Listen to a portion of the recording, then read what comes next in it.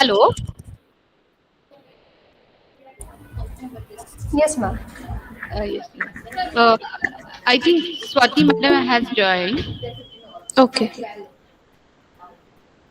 Good afternoon, ma'am. Good afternoon. Am I audible? Yes, ma'am, you are audible. Shall we start? Poonam, ma'am, please begin. Yes, ma'am. Welcome back to our one-day national e-conference on changing dimensions of teaching and learning English language and literature in the digital era. Moving ahead with our today's presentation session, we have with us Dr. Swati Bhise ma'am, Assistant Professor from Amity University, Maharashtra. We will review the who will review the technical session. I welcome you, ma'am, to our national conference.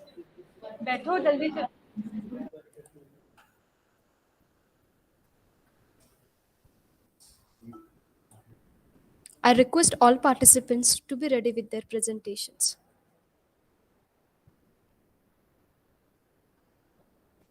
I request Dr. Geeta Sahu, ma'am, from HR College of Commerce and Economics, to present research paper on the role of multimedia in English language tutorial activities.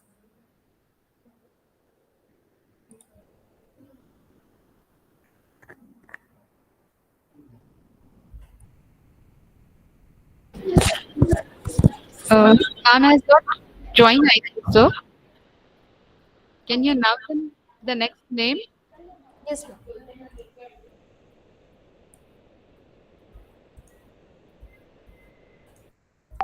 Okay, the next presenter, Dr. Mahadev Chavan from RTCCS College, Kharghar, and to present research paper on the effective use of ICT for English language and literature.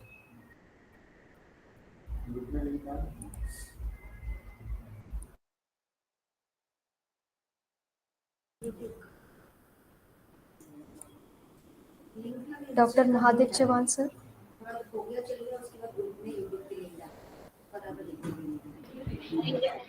And please call the next presenter. Okay, ma'am. The next presenter, Assistant Professor Rajesh Dhotri from SK Somaya College, to present the research paper on changing dimensions of interview skills for students.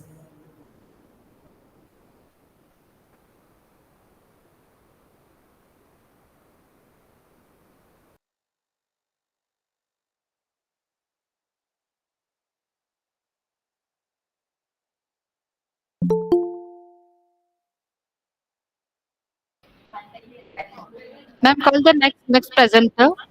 Okay, ma'am.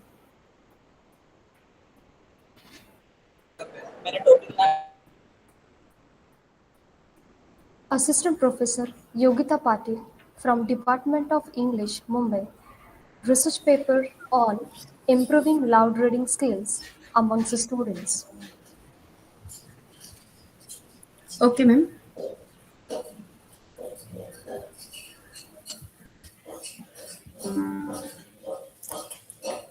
Hello, everyone. This is Yogita Patil from University of Mumbai. The research paper, today I am going to present the research paper on improving loud reading skill amongst the students belonging to rural area in Let DG Naik Vidyalay. And my guide is Dr. Rajesh Vishnu Yevle, Head Department of English, CKT College. Here, I would like to thank KLE Society's Science and Commerce College, Kalamboli, Navi, Mumbai, Maharashtra for presenting me the opportunity to present this research paper in one-day national conference on improving loud reading skill amongst the students belonging to rural area in Let DG Naik Vidyalay. And I would like to give special thanks to Dr. Rajesh Yevle for giving me the proper guidance to do this research. The need of action research is when I am teaching in my school. That time the researcher had found that many students were facing loud reading problem. So to guide them in becoming active readers, this action research is done. And also to give a helpful hand to the learners of English language and applying in their day-to-day lives, to encourage the learners to speak before an audience and to make them habitual for reading. When the researcher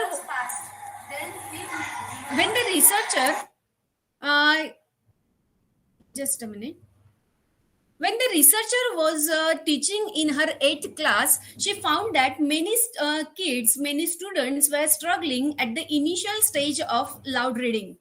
And so the objective of this research paper, of this action research, are to enable the students to read loudly, to study the causes and solutions of loud reading problems regarding students, and to improve listening, speaking, and reading skill of the students. And for this, the researcher has taken one passage from 8th standard. And for this, the researcher has taken pre-test to check the understanding, how much the students know. And for that, improving loud reading, the sub skills the researcher had used are a small collection of sentences the researcher has given, and a short passage was given to the learners. And here are the sub skills that pre-reading test that researcher has tested: assertive sentence, imperative sentence, interrogative sentence, and exclamatory sentence, and their proper pronunciation. And in a short passage, pronunciation, expression of the students, stress, intonation, understanding, and effectiveness of the reading. After doing this survey, the researcher had found that there are many problems in loud reading. The students of her class were unable to recognize the words properly. They have the fear of reading in front of the class, means they have a kind of phobia when they are reading aloud. They have, and it is only because they have lack of confidence. And adequate vocabulary is also one of the reason for they are unable to do loud reading. And the fear of being laughed at, this is the major problem this researcher had found in the survey. The lack of opportunities and platform is also one more reason for the loud reading, because all students do not get opportunity, and they do not get the proper platform to expose themselves. And the researcher had also found that there is problems in expressions regarding stress, intonation, punctuation mark, and understanding. These are the problems the researcher had found. And for this, the researcher had used the methodology of research. Random survey method is used, experimental method action research is used, implement, and also when the researcher had found all these problems, she has implemented various solutions. For the solutions, she is using questionnaire. She has taken the interview of 40 students and observation of the 40 students, and she had taken pre-test and post-test.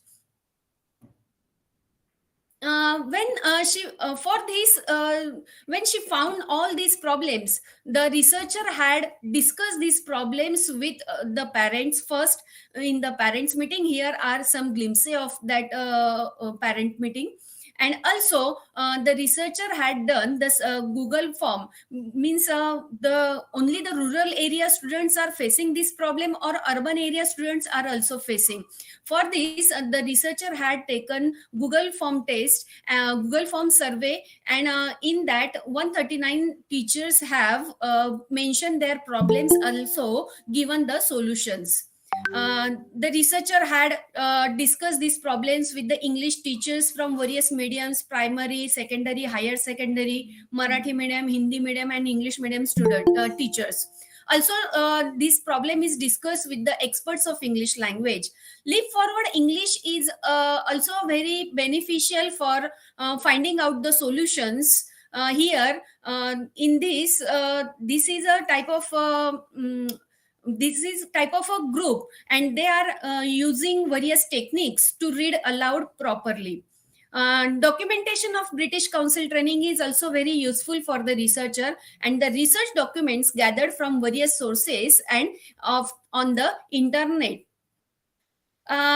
For when the researcher had found the problems, she implemented the solutions. First of all, she has created interest. Here is the video, but in Google Meet it is unable to play this video. The researcher had create interest of English subject, first of all, through various games, poem recitation, and all that.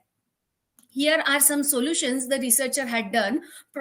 She had provide ideal reading in front of the class so that the students can understand. She also gave them basic knowledge of consonants and vowels, because the students don't know, they are unable to recognize the consonants and vowels. When she found that time, she has implemented. She first of all gave the knowledge of consonants and vowel sounds, and divide and rule therapy is really very helpful for the researcher, because when the word is pronounced, that time it has to divide into part, and the researcher had given the technique how to read that word through the divide and rule policy.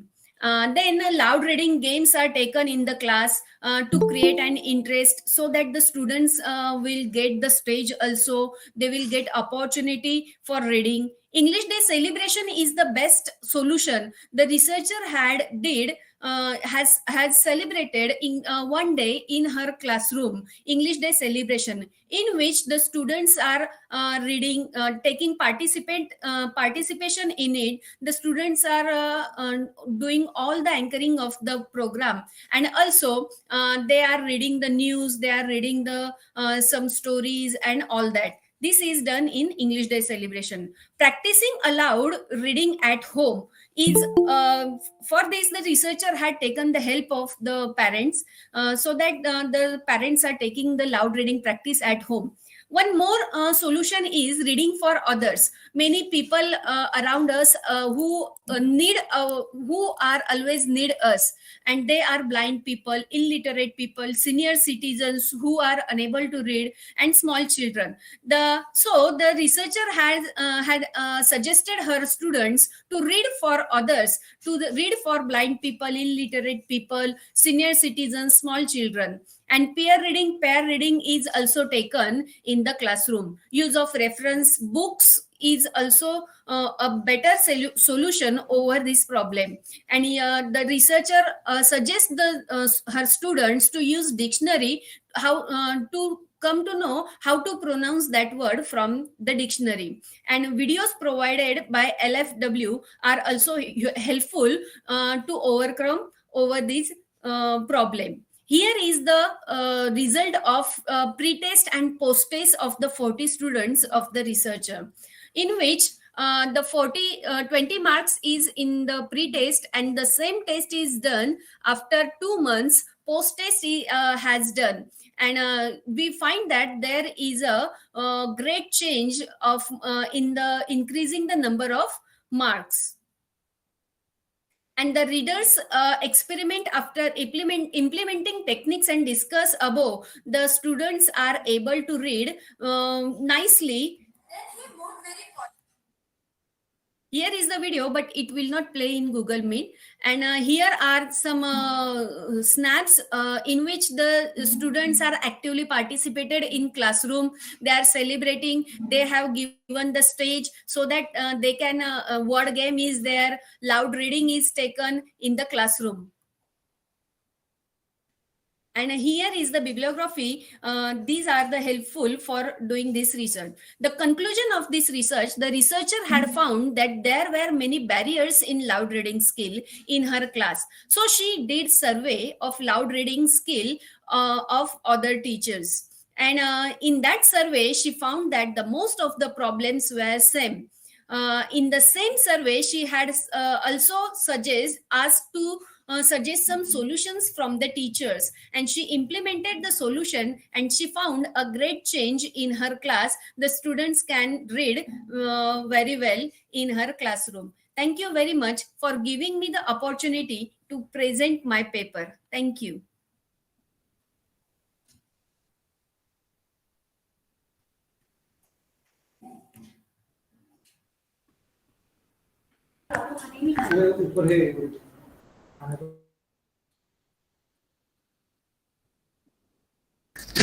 Thank you so much, ma'am.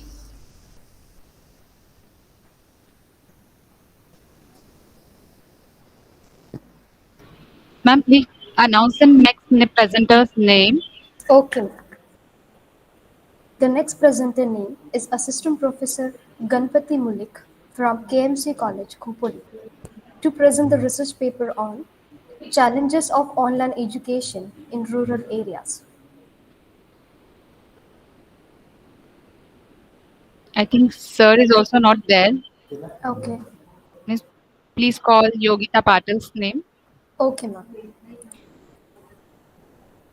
The researcher name, Assistant Professor Yogita Patil, ma'am.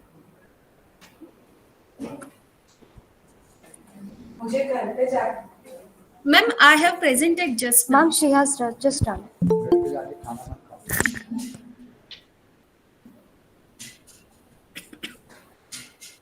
Can you call the next? Rajesh Dhotre is also here.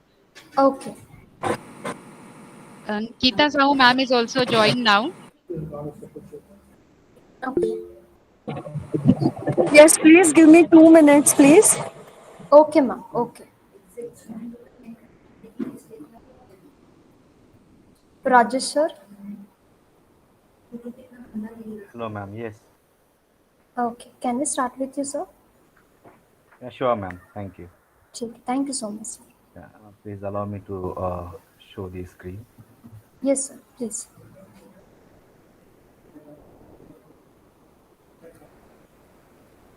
Are you able to see the screen, ma'am? Yes, sir. Yes, sir. It's visible. Okay. First of all, thank you, the organizers, for giving me this opportunity. And my topic for presentation is Changing Dimensions of Interview Skills for Undergraduate Students of Information Technology in Digital World. So there is this nice definition of interview given by Murphy and Peck. They say that interview is a conversation with a purpose, and it aims at getting truthful responses from the candidate. But I feel that this definition is not sufficient. It lacks some more things, which the recruiters try to understand from the interviewees. And this is what we are going to understand now in the following slides. Obviously, interview is a communication with purpose, and the purpose here is hire the best candidate for the post. And for that, understanding his knowledge, that is hard skills as well as soft skills, is very very important. In fact, understanding the soft skills of the presenter, the interviewee, is of the utmost important nowadays. And talking about the types, there could be formal interviews, informal interviews, and under stress interviews, appraisal interviews, etc. But the objectives of my paper are to understand the nature of changing interview techniques in digital era, because as the time has changed, as the new modern technologies are used, the entire scenario has changed a lot, and then interview has to take these all things into consideration while preparing himself or herself for the interview process. And also, second objective is to understand the need of developing interview skills for IT students. You see that IT students develop the hard skills, but what they require is also the soft skills. There is this is a booming industry, and we are going to see that also. Then to understand the problems in facing interview and to suggest solutions to overcome these all interview problems. So we see that. The students transit from campus to corporate, and this transition phase is a bit challenging one, because we might see that there is a stark difference between the behavior of students in campus and when they turn out to be the candidates and the employees of a company, and their behavior in the company has to be totally different. We may see that in a lift, the students do a lot of commotion, but if it were an office of a corporate company, that kind of commotion cannot be allowed there, right? So but for this true smooth transition from this campus to corporate, the students have to uh, go through proper training, and this training can be given by the language teachers. And whether it is BAF course or BBI course, or any BCom course, or even IT courses. In all the courses, we have the subject called as communication skills or business communication, where we teach them these soft skills. And that's why we say that the universities are the foundation of for knowledge and innovation, and the learned skills in the campus have to be implemented in the actual practice at the industry level by the students. I hope I am audible, madam. Am I? Yes, sir, you're audible. So, looking at the data, we can see, there is this poll um conducted by this India Brand Equity Foundation. What it shows that there is a huge market size for IT industry in India, and it is increasing day by day, and the kind of revenue it generates is huge. So if we look at the pie chart, we can see that 50% of the revenue is generated. That means the figures show that IT industry is booming a lot. But we see often in classrooms that the IT students face the problems in developing their soft skills. There, the language teacher's role plays very important. Then there are a lot of new trends have come for interview. The recruiters are not just going for the old methods where you could sit for half an hour and then decide whether the candidate is suitable for the post. Nowadays, there are various techniques they use, like job auditions they are doing, situation based interviews are conducted, personality test based interviews are conducted. There are interviews called as graphology based interviews, and then AI based, that is artificial intelligence is also used to understand the candidate properly. So it's not only just the person's hard skills, but also psychography and other things are understood, like how the person can handle the pressure, how the person can behave with the others, how the person can work in a team. These all skills are quite important, and the management skills and all are very crucial even in this IT field. So we can see that there are certain high-tech tools which are used, like biometrics, Koru, etc., to understand the flexibility factors, leadership skills, teamwork, grit, etc. These are the skills that are the recruiters are looking for in the candidates. And the use of this AI gives the employers better individualized insights into the candidates. And that's why where we see here, even our social media profiles are checked by them, and they are screened properly. So how what are the various features of this interviews conducted in digital era? You can say that there is plenty of information explosion here in this digital world, and the candidates have to select the information properly in order to talk during the interview. And for that, they have to do proper research, and the technology is ever changing, especially the field of IT. You know, not only the students but also the teachers have to learn new things constantly every now and then, maybe like, in a month, or second month or third month, every quarterly, the new softwares do come, and then the teachers have to update themselves in the same way like the students have to. And there is need of updating all the hard skills as well as the soft skills. And students can also use a lot of data. For example, you need to see who are conducting our interview, and you need to know about the company. You can check their websites, you can check their LinkedIn profiles. And LinkedIn is one of the professional social media platforms where we can get the information about the people involved with the company. And why do we need to understand this information is, we get to know the background of the company. We understand who are the interviewers, and the moment we know what is their area of research, or what is their area of study, what is their strength, accordingly we can prepare ourselves so that our interview becomes easy. And if you look at this Harris poll survey, we see that 67% of recruiters use social networking sites to screen potential employees. They just try to understand everything about us. So the students have to be very very careful about their online presence, because there is high chance that because of the controversial comments or posts or likes, dislikes, etc., that you do on social media platforms, you will be not selected for the post, right? So it is better that we always go on clean slate when we go and appear for the interviews. As this express CEO Bill Stoll says that, take the time now to clean up your online presence to avoid the heartache later of losing out on the job. Okay.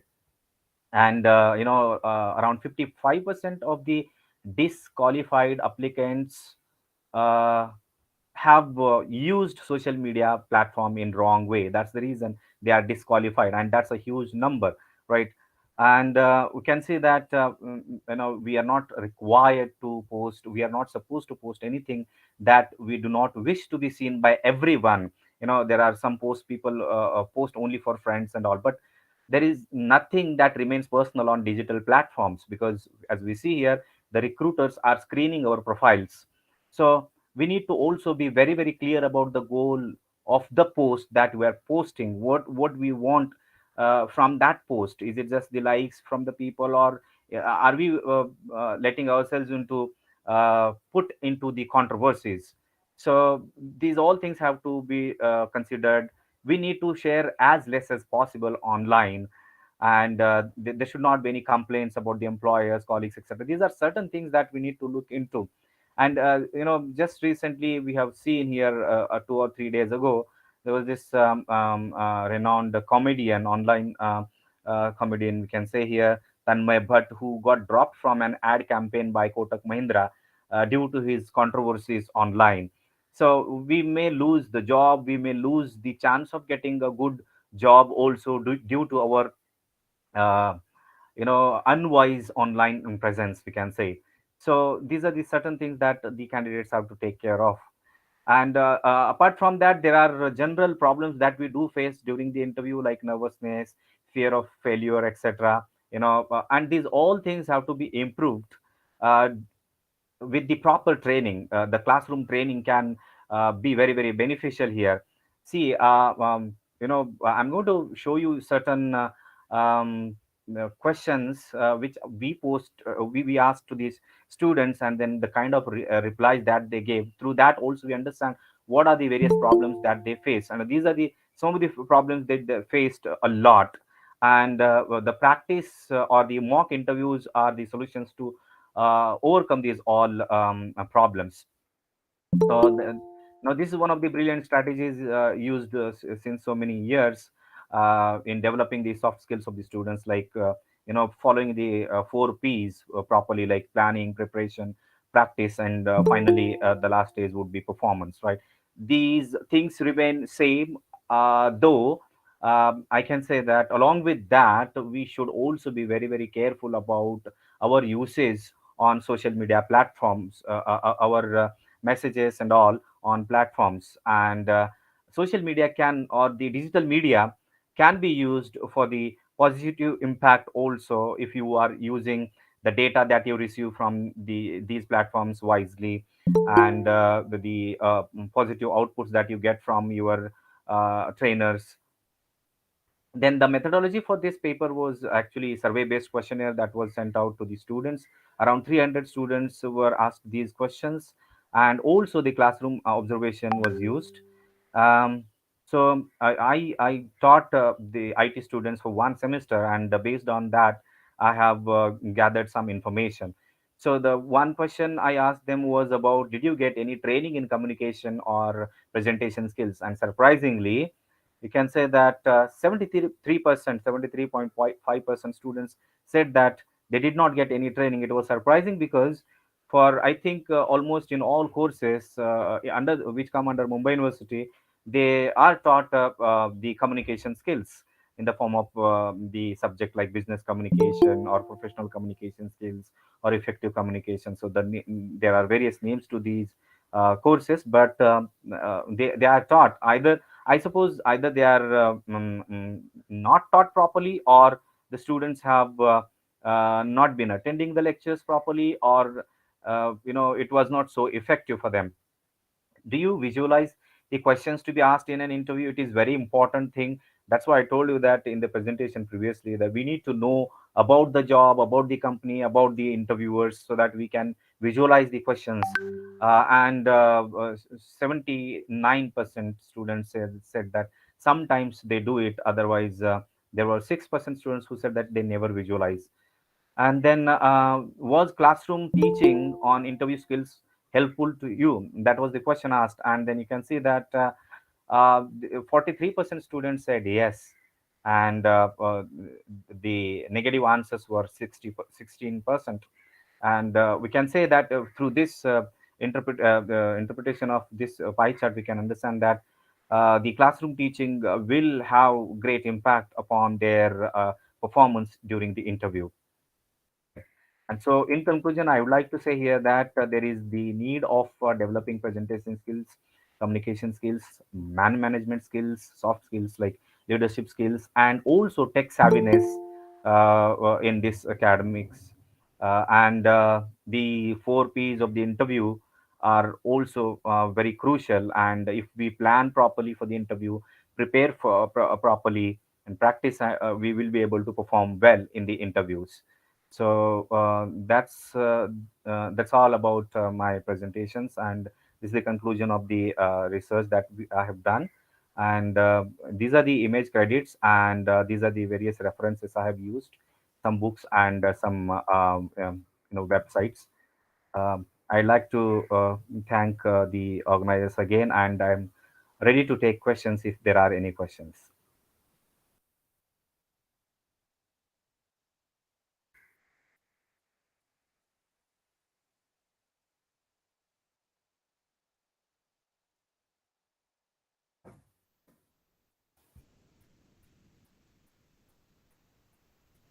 Hello.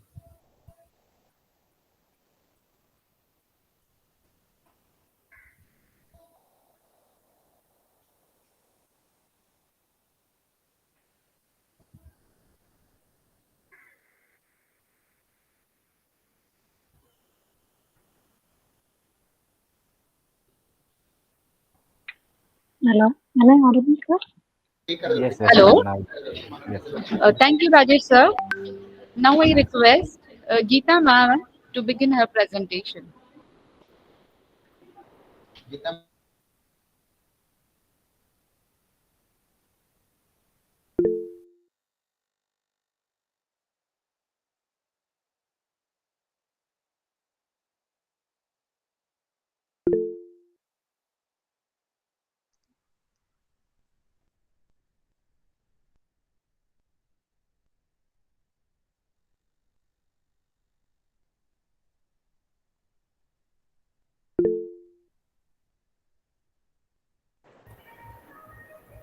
Geeta ma'am.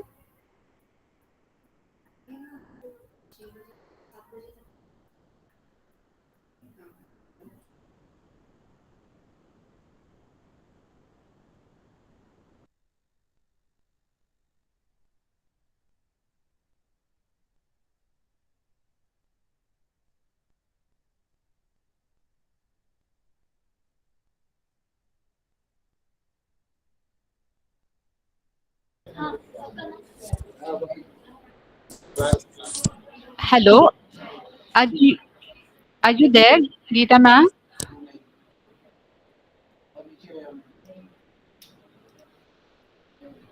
Hello,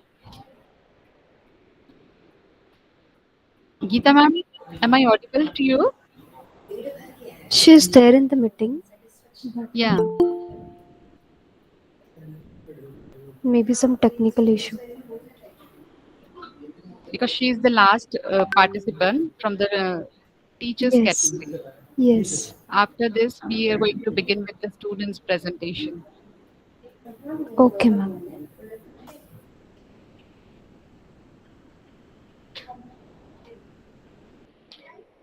Ma'am, I think we should begin with the students' presentation.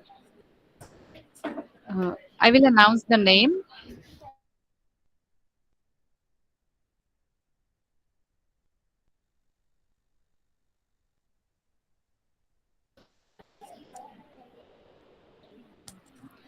Here I request Abdul to begin his presentation from FIBMS.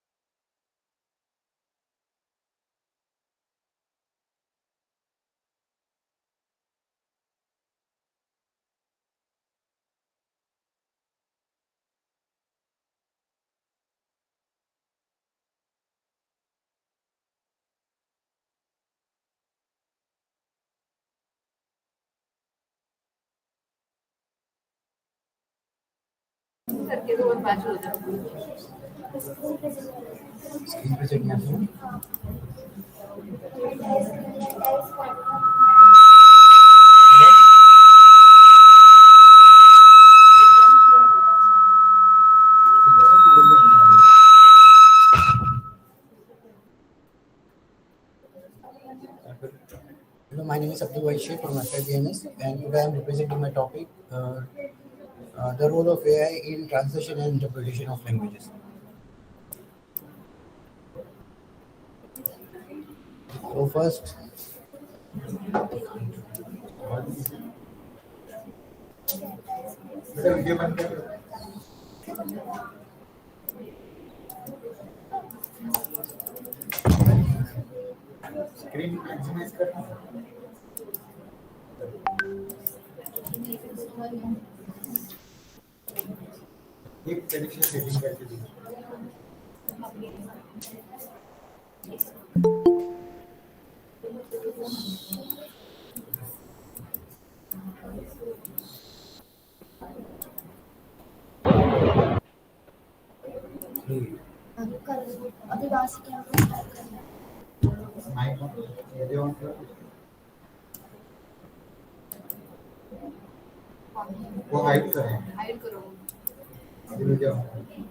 Video on करके वहां पे चलो यहाँ पे PPT नीचे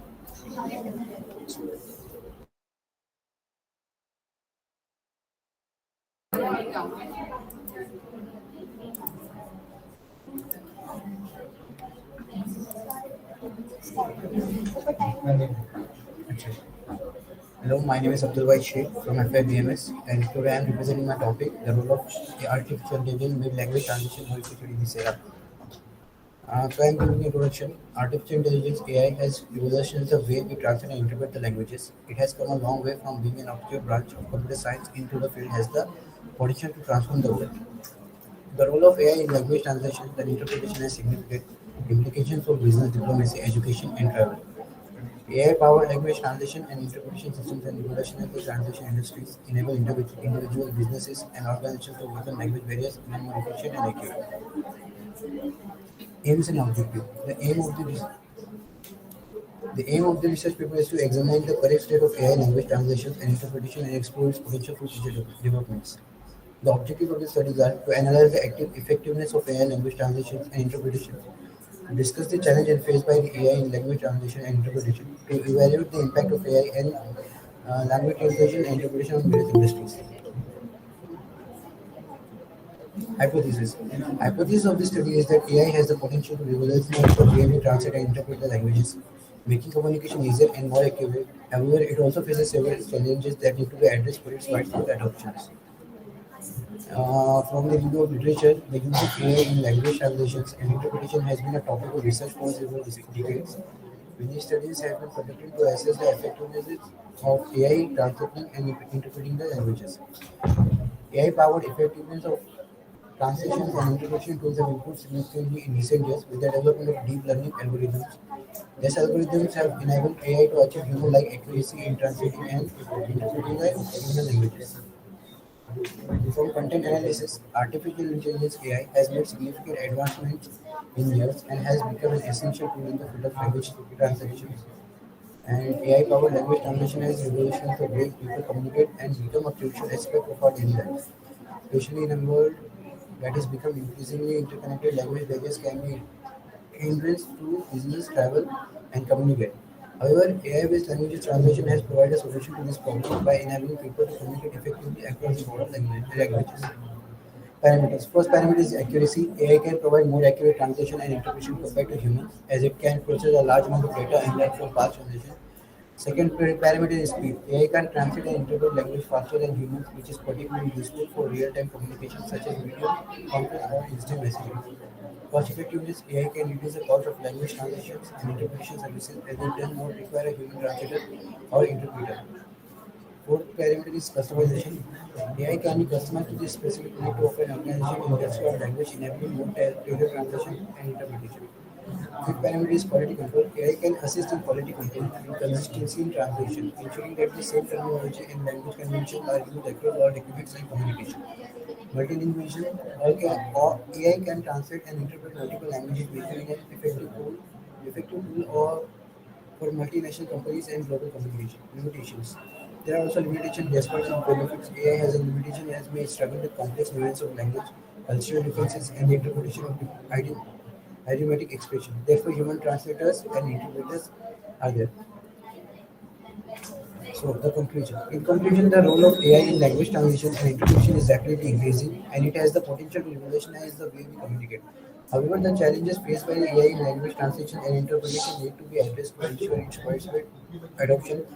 It is recommended that the further research to be conducted to address these challenges and improve the accuracy of AI-powered language translation and interpretation of tools.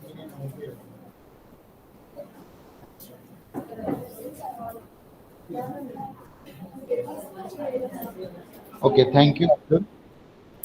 Now I call Tanisha Mewara from UFI to present her paper.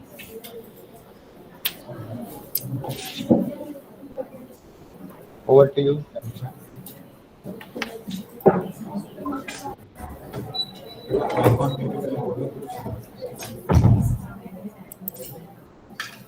Good morning, one and all present here. Myself, Tanisha Nathura Mevara. I am a student of FY BCom from Kelly College, Kalamboli. Today, I am here to present some point of view on the National E-Conference on changing dimension of teaching and learning English language and literature in digital era. So now I would like to present my PPT presentation in front of all y'all.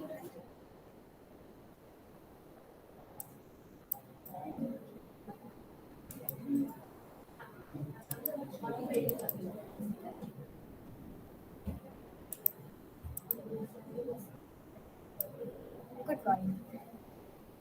Here is my topic on study of student-teacher interaction in language learning. As we all know, student-teacher interaction is very important in language learning. Here is the little bit introduction of my topic. As we all know, the student-teacher interaction in language learning is very important for both learning and teaching process. A strong teacher-student bond can be fostered and can be boosted by students' cognitive, social, and emotional development as well as their mental health. So it was a little bit introduction in which I have mentioned the Ministry of Education's Regulation Number 23 2016 states that learning is a process of interaction between students.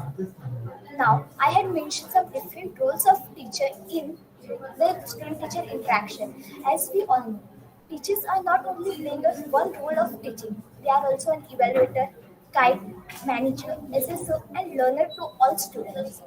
Here is a small little definition for each and all, and small little given by me.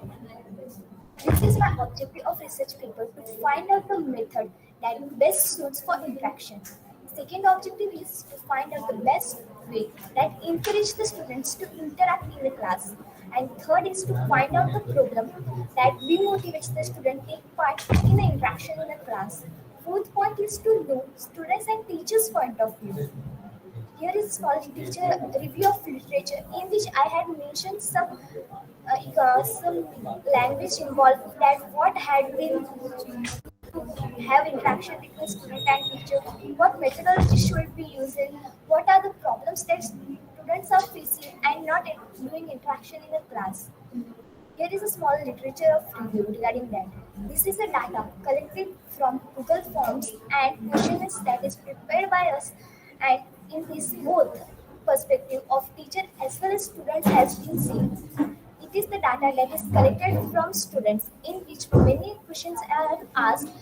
Most question is asked what is their problem, what kind of methods they enjoy in this learning language, and this is teachers data in which teachers profession, gender, and different questions that which methodology they like to use, what kind of interaction they like to use in the student teacher class interaction. And here is my small conclusion regarding this, that this research examines the interaction between student teachers in language learning and also in classroom, that how students should interact.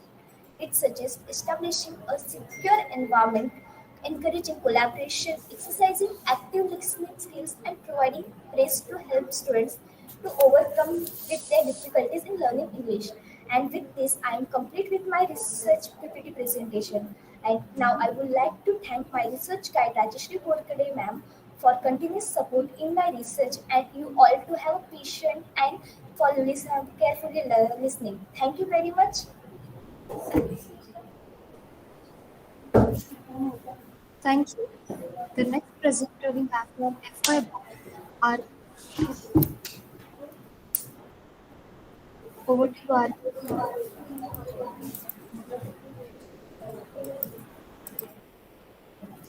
Good afternoon, everyone. Myself, Rajashree, from FIBAB at KK College, Kalamboli, on at a national e-conference on changing dimension of teaching and learning English literature and language and literature in the digital era. I would like to represent a presentation on a study of digital skills being sought amongst language teachers.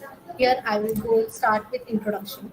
The intensive growth of information technology and the rapid digitalization of education require the availability of adequate time of the art competences for all participants in the education process. One of the main teacher skill is to able to integrate information and communication technology in teaching. The teaching staff is the key player in strengthening and fostering the new digital environment in the school or college. Digital language learning and teaching has created new and great opportunities for the language learners and teachers, such as providing real knowledge using class and creating more interactive classroom environments. Their aims and objectives. The objective of this collaborative project was to develop the digital skills among the teachers and students, to develop communication, collaboration, and participation in the language, to understand why the use of digital technology is necessary. Literature review. The COVID-19 has impacted education at all levels in various ways. Institution and teachers educators had to quickly respond to an unexpected and forced transition from face to remote teaching. Remote teaching means online education. They also had to create learning environments for students, teachers doing their preparation in the light of the requirement of teacher education programs and the condition in which both university and school had to operate. This paper provides a review of the literature on online teaching and learning practices in teaching education. In total, 134 empirical studies were analyzed. Online teaching and learning practice related to social, cognitive, and teaching presence were identified. The findings highlighted the need for a comprehensive view of the pedagogy of online education that integrates technology to support teaching and learning. The implication of this study for the development of online teaching and learning practice are discussed. Here are the few advantages and disadvantages of online teaching. First, I would like to start from advantages. First, it is less in cost. The best part of this online teaching, it is more affordable compared to old-fashioned learning. In digital classes, parents are free to buy uniforms or spend traveling expenses and can save a lot money. Second is time saving. In online classes, there is no commute included, as a student can learn and get a degree while sitting at the comfort of their home. Here are few disadvantages. First, lost concentration. Without having proper care for students while online classes by teachers, they can easily lose focus on studies. Also, virtual classes can be done through phone or laptop gadgets, where students can easily move to games or videos or more YouTube for entertainment. This completely makes them go out of track from subject studies. Second, health issues. Many parents are worried about their child's health as it unhealthy to sit for hours in front of a computer screen. Looking at the screen for too long can cause major diseases and problem to their eyesight. Not only that, back problems due to incorrect sitting posture may arise. Sampling design. The student of Kelly College within the age group of 18 to 25 were the sample for our research. Sample size is 100. We have received a great response from all the students of Kelly College. The sample has pie chart and opinion in it. Data collection. We used questionnaire method of data collection as primary data. Google form was created to spread questionnaire to maximum respondents. By several web links and research journals, we did secondary data collection. First there is a gender ratio. From the above pie chart, we can say that the gender ratio for our research has more females than males. Is online teaching beneficial for students? Yes, according to the survey, online teaching is beneficial for students. Students are benefited in many ways by online teaching. This online teaching on digital platform is clearly understood by students. We have received responses that 52% it is yes, it is understood, and 48% it is not. From the above pie chart, it is clear that language teacher on digital problem is clearly understood by students. Language teachers have adopted digital skills. According to the survey, the teachers have adopted digital skill, but after facing too many problems like network issues, using application like Google Meet and Zoom, unable to understand features of application. Do language teachers use digital apps effectively? Language teachers have successfully adopted digital skill and are efficient in it. Are language teachers good in operating digital devices? From the above chapter, it can be clearly seen that language teachers are good in operating digital devices. So this study was to understand that how language teachers have adopted digital skills. To conclude, the language teachers have adopted digital skills successfully. The following are some suggestions which are sorted from the responses we have received. Here I would like to read few suggestions from the respondents. It has its own pros and cons. It helps us to connect teachers from different regions and gaining knowledge. But I prefer online teaching over offline teaching over online teaching because it's more interactive platform. Fifth, in a online language is the online lecture is not beneficial because during online lecture many problems is coming. For example, network problems and the people of the houses are talking that time, student disturb and they don't focus on their studies. And six language teachers need more effort to adopt skills. And I would like to conclude my presentation by saying thank you, and thank you, special thank you to Rajashree Bhorkade ma'am for guiding us throughout the research paper. Thank you. Hello, may I know your name?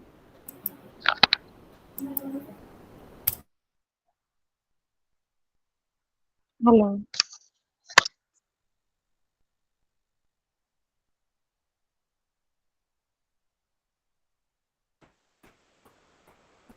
Okay, so the next we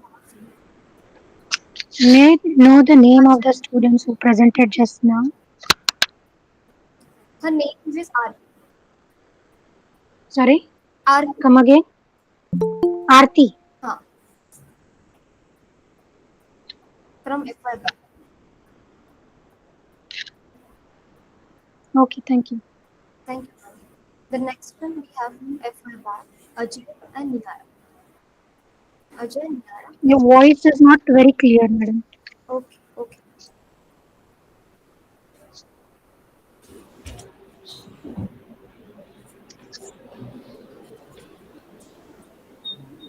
The name of students is Akanksha, right? Ar No, the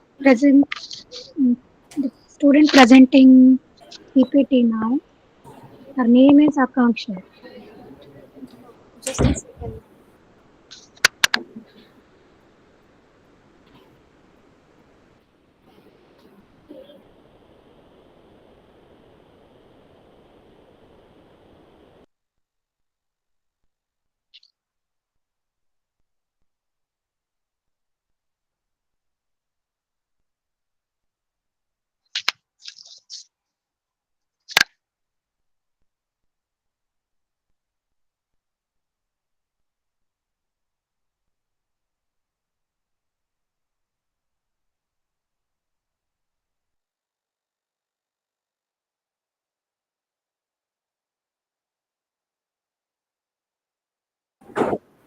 Okay, Ajay and Nihara.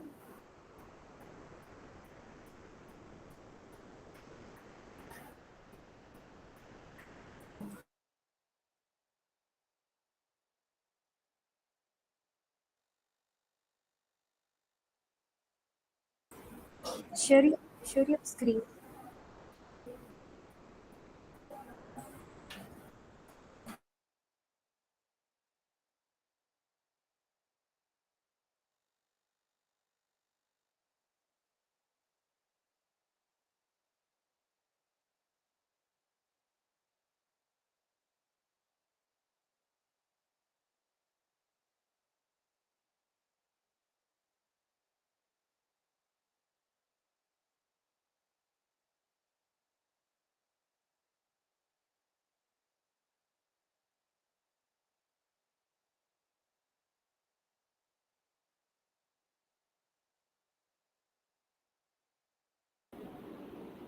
Hello, ma'am. A very warm good afternoon to all. My name is Niara from first year BAF. I'm going to present my research paper with my partner Ajay Mukherjee. My study is on comparative study between traditional learning and online learning in college students. Introduction. Traditional learning involves a physical place where students and teachers can interact, where e-learning is pursued in an e-space where a server and internet browsing interface is to be there. Due to a constant trend of growing students numbers across the world, traditional learning will be expensive. Traditional education refers to the to introduction that happens between a teacher and the students while everyone is present in the same classroom physically. Online learning is a type of distance learning in which a course or program is specifically created in advance to be entirely delivered online. For instructions, student engagement and assessment faculty members use pedagogy techniques tailored to online learning. Aims and objectives are to understand the preference of the student, to identify the convenient mode of learning, to develop the efficiency and effectiveness of teaching and developing via online education. Review of literature. The distinction between traditional classroom learning and e-learning in various circumstances have been addressed in the literature. Traditional homeroom e-learning and the contrast between social and academic learning were discussed in study by Lee, Q, Wang, and Wang. Two different types of guiding environment, commitment and conduct commitment. According to the variance analysis results, there aren't any significant differences between commitment and to the dynamic learning in the different homeroom conditions. However, there are significant differences between learning to the reasoning and creatively and critically. According to studies, one of the recognized routes to academic success is student engagement by Kahu and Nelson in 2018. Student consider student psychological state, which includes the behavioral, emotional, and cognitive connection to the learning to be engaged. Data analysis and interpretation of students who attended maximum number of students who attended lectures during lockdown. Uh, 63.3% of students prefer online teaching and consider it a worth. What do you prefer, online classes or traditional class? According to the following responses, 53.3% prefer traditional learning and 33.3% people prefer online learning and 13.3% prefer the both. Findings and observation. The study was to understand the comparative studies between traditional learning and online learning. As per the study, 93.3% is result of people attending online classes during the lockdown. We also observed that 60.3% agree that online learning is worth, and the rest of the people, 36.7, disagreed with the statement. As per one more study about what people will prefer between online classes or traditional classes, 53% are wanted to prefer traditional learning, 33.3% prefer wanted online. Conclusion. This study has successfully proven that there is significant difference between traditional and online learning methods. Student engagement for some factors of students' engagement like skill engagement. However, it doesn't support the performance engagement for postgraduate management students. The study also revealed that the students' engagement was higher for traditional learning in respect to clarify the doubts in class, completing of assignment and taking notes in the class, paying attention in the class and trying to make the course more interesting for themselves. Looking into the future, it is undoubted that online learning can be a strong proponent in the progression of modern teaching and learning system method. References: Peach N and NC COVID-19. Thank you.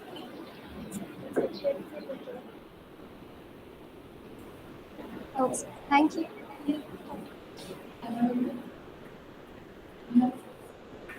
Okay, so next we have Akanksha and Bhumika from FF.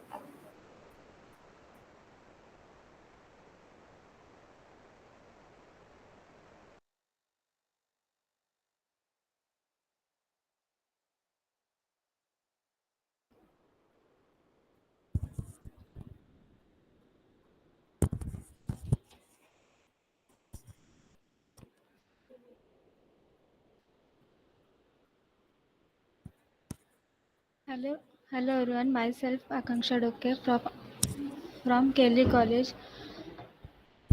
My title name is uh, issues faced by language student in online classroom. Let's start introduction.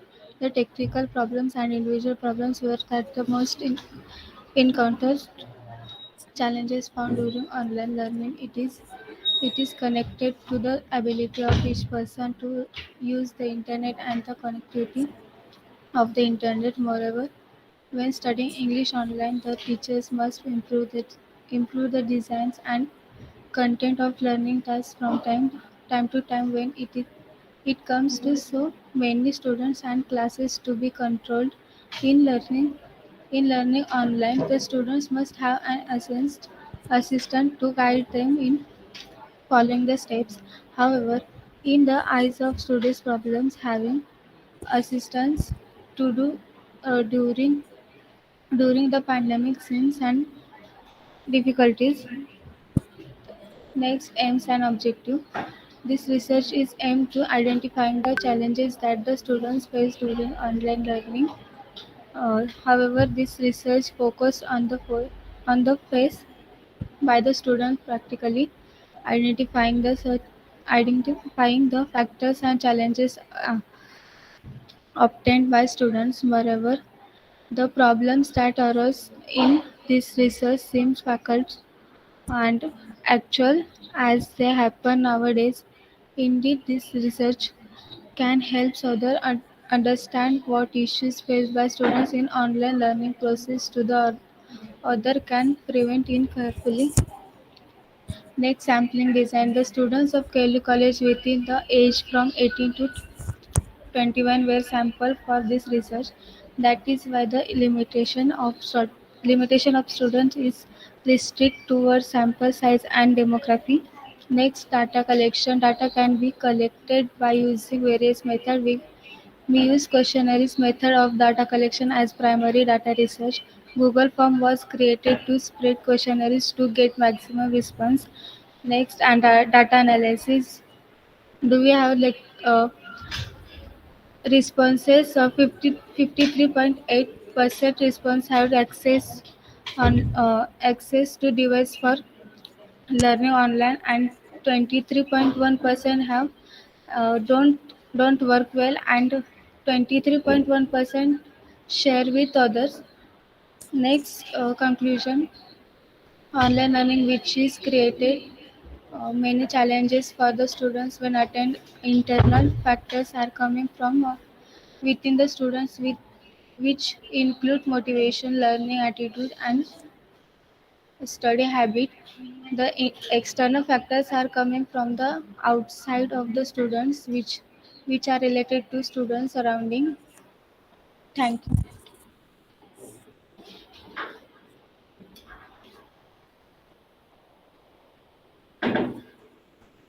Okay. Next we have from F5 back, Kavita and Vishaka. Over to you, Kavita and Vishaka.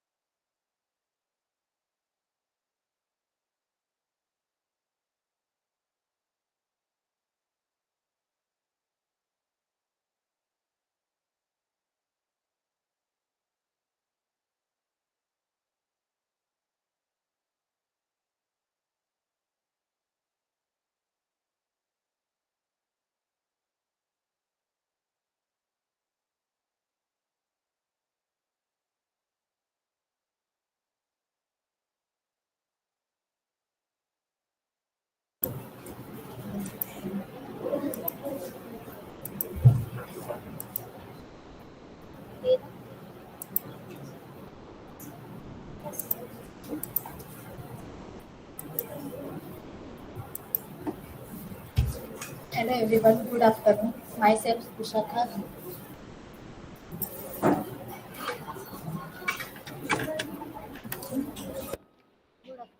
Hello everyone, good afternoon. Myself Vishaka Vilas Kindaskar, student of FY Bank from Kelly Society, Science and Commerce College. Now today I am present on the topic of the role of digital communication in learning of English language. Introduction. The role of digital communication in the learning of English language has significantly increased in recent years. With the rise of technology, the internet and digital communication has become an integral part of our daily lives, providing us with a various platforms and tools to communicate. learn and access information. With the internet and digital device, students have access to vast array of resources and materials that can aid their learning process. Digital communication also provides students with a flexible and convenient learning of environment. Aim and objective. The aim and objective of using the digital communication in English language learning include accessibility. Digital communication make a learning English more accessible to a wider range of people. Convenience. With the digital communication, students can learn at their own pace and on their own schedule. Engagement.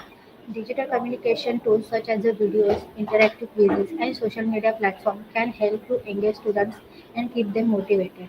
Feedback and assessment. Digital communication tools can provide students with the immediate feedback on their language performance, helping them to identify areas for improvement. Hypothesis. The hypothesis of using the digital communication in learning English language is that it can improve the language proficiency and communicative skills. This hypothesis is based on the idea that digital communication provides a more dynamic and engaging learning environment compared to traditional language instruction method. Review of literature. In addition, digital technologies have made it easier for learners to access and engage with the literature in English. Digital communication also provides opportunities for learners to practice their speaking and writing skills through online communication tools such as the video, conferencing, chat rooms, and online discussion forums. These tools enable learners to interact with native speakers of English and other learners around the world, which can enhance their ability to communicate effectively in the language. Methodology. We use questionnaire method of a data collection as a primary research. Google Form was a created spread questionnaire to maximum response. By several web links and research journals, we did secondary data research. In this data collection, 25% users have a several times to communicate in English, 37.8% can use instant messaging to communicate, 53.1% people have daily frequent digital communication tools. In conclusion, digital communication have transformed the learning of the English language, offering new and innovative ways of learners to acquire and practice languages skills. Thank you.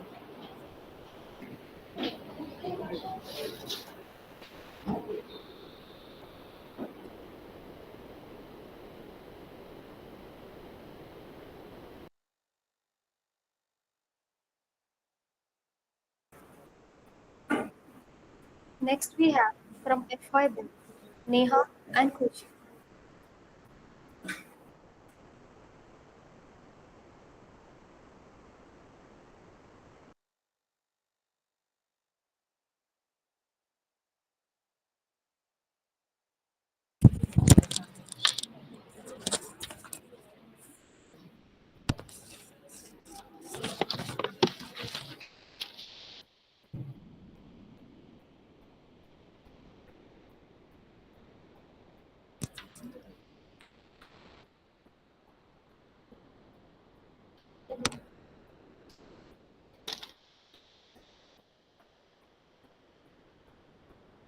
Hello everyone, I myself Kushi Jain studying in FI BAC from Giri Societies College. My research paper topic is Analysis of Dynamic Assessment in the Language Classroom.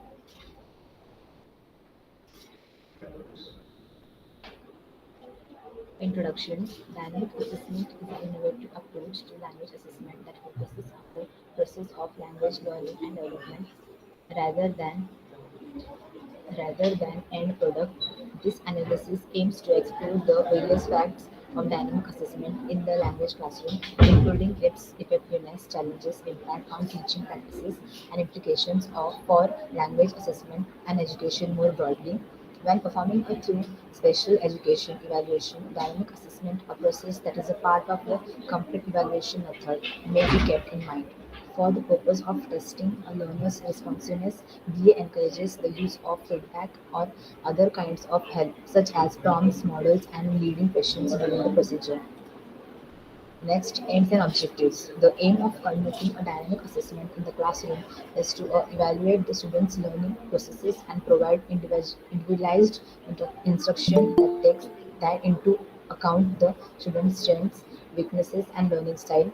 The key objectives of dynamic assessment in the classroom are to assess the students' ability to learn and the learning processes, to determine the students' current level of understanding and identify any areas of difficulty, to provide individualized instruction and support that is tailored to the student's specific needs, to assess the student's progress over time and adjust the instruction as needed, to encourage the students' active engagement in the learning process and promote self-awareness of their own strengths and weakness. Review of literature. Dynamic assessment has been the subject of extensive research in the field of education, and the literature review suggests that it has many benefits compared to traditional static assessments. Additional dynamic assessment has been shown to provide a more comprehensive and nuanced understanding of the students' strengths and weaknesses, as well as their learning style. This information can then be used to guide instructional decisions that are more effective for that individual student.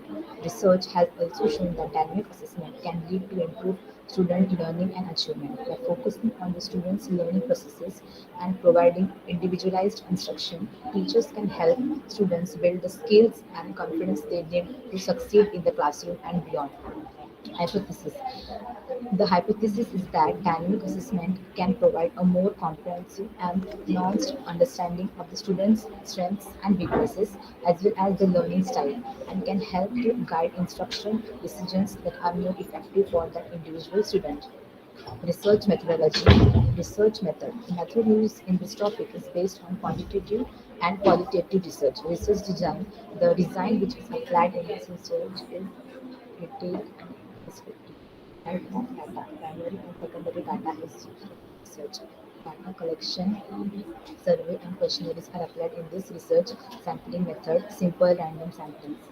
Data analysis and interpretation. This chart shows that most of the people are agreed that dynamic assessment is effective as compared to traditional methods, and remaining are disagreed. They think that dynamic assessment helps them a lot and others think that it doesn't help. Here in the start, this shows that many language teachers face a lot of troubles while teaching because they have to teach using different methods according to different students. Yes, in this chart, highest percentage of people are agreed that dynamic assessment help language learners with different learning styles. Conclusion. While further research is needed, fully understanding the effects of dynamic assessment, the current body of evidence supports its use in the classroom as a more effective alternative to traditional static assessment. Thank you.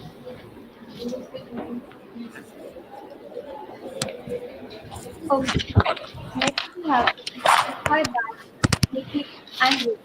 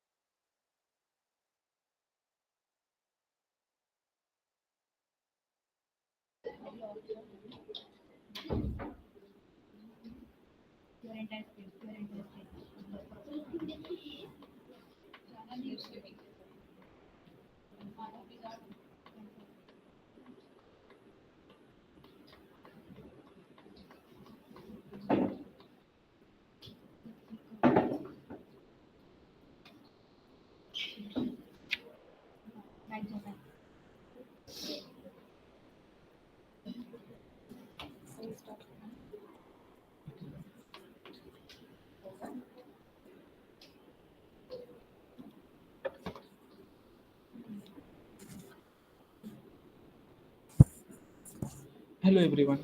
Good afternoon. Myself Nikhil Kushwa. I'm studying FY Web at Kelly College, Kalamboli. Today topic of my presentation: digital technology supporting English language. Now I am going to start introduction.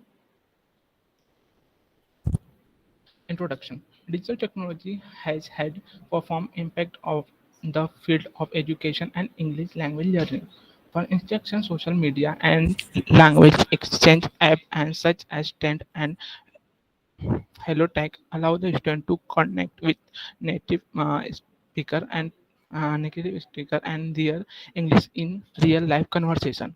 On the study found that the use of digital flashcard and space reaction software significantly improve vocabulary reaction compared to traditional paper-based method. Next slide, please. Next slide. Aim and objective. Today, investigated the efficiency of digital technology in supporting English language learning to review of analyze and various digital tools and resources available for English language learning to examine the way in which digital technology can improve English language education. The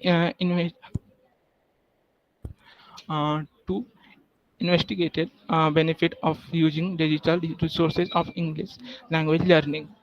Next slide. Hypothesis. Digital technology supporting English learning. Digital technology does not supporting English learning. Next slide. Review of literature.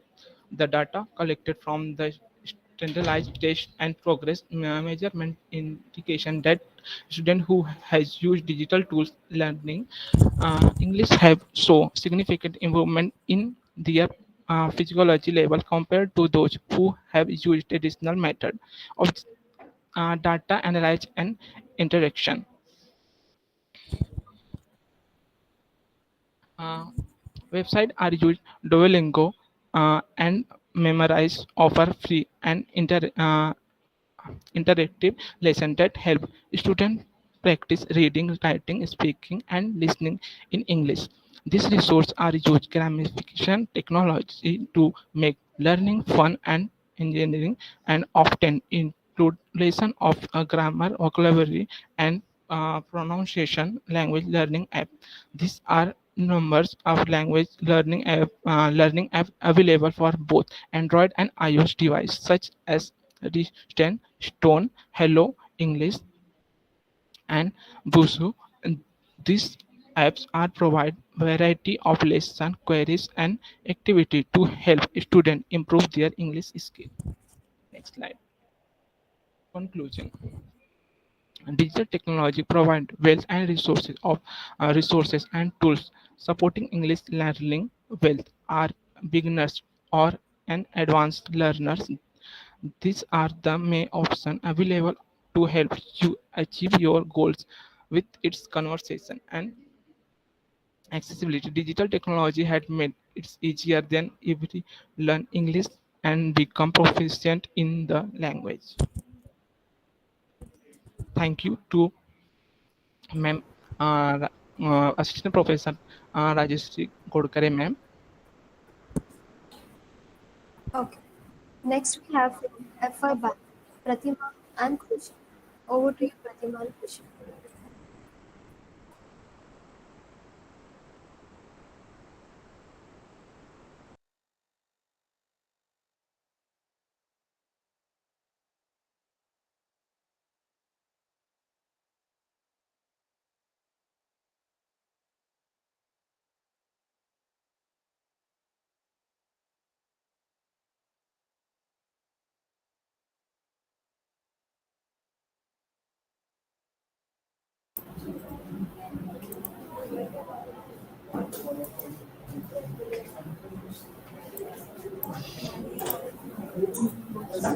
Good afternoon. Good afternoon, respected sir, ma'am. Myself Kushi Singh from FI BAP from Kelly College, Society of Science and Commerce College. My title for my research paper is Digital Technology and its Effect on Literary Studies. So let's start with a introduction. Digital technology are any technique, system, equipment, or resources that produce, store, or process data technology, electronics. On small device like mobile phone, you may carry about a lot of media including pictures, music, movies, contact information, and other reports. Digital technology are regarded as the primary resource for generating economic output that control the rise in social welfare. Now, aims and objective. The aim of these studies is to do research on digital technology and its effect on literary studies. To study the role of student on digital learning, to study the effects of learning, motivation on students' digital learning. Give specific suggestion to overcome the problems related in this field. Review of literature. Promoting and educating students of all age about the new of digital literacy is necessary.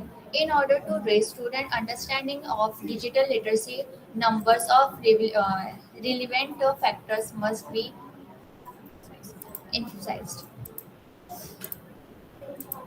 Hypothesis. There are advantage and advantage. Learning motivation scores show positive effect on students' digital technology. And digital technology also has the disadvantage of being high addictive.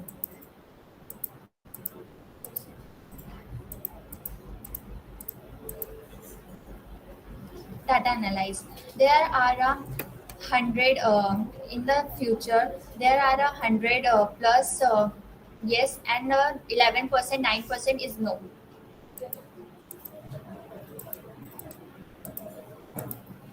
Conclusion. It is well known that digital technology has become more common on a global scale. People use digital technology for a reason when they do so. They must either interact with the others, exchange information, gather information, create awareness, improve their knowledge and skills, create new innovative work, strategy and approaches, and so forth. People must have effective understanding of and skills for using digital technology. If they are so achieve their objectives, it is initial to equip people with the resources they need to interact and work together in order to improve understanding of and process towards goals and objectives. Now, I would like to thank my research guide, Ms. Rajashree Bhorkade, for continued support in my research. Thank you so much.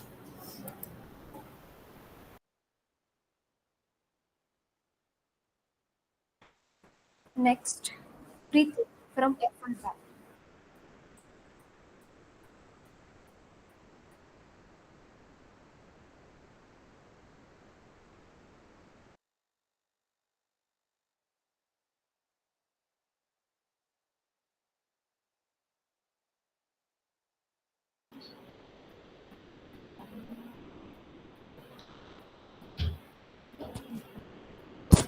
Hello everyone, my name is Pangrai Preeti from FY BAF from KLE College Society. Title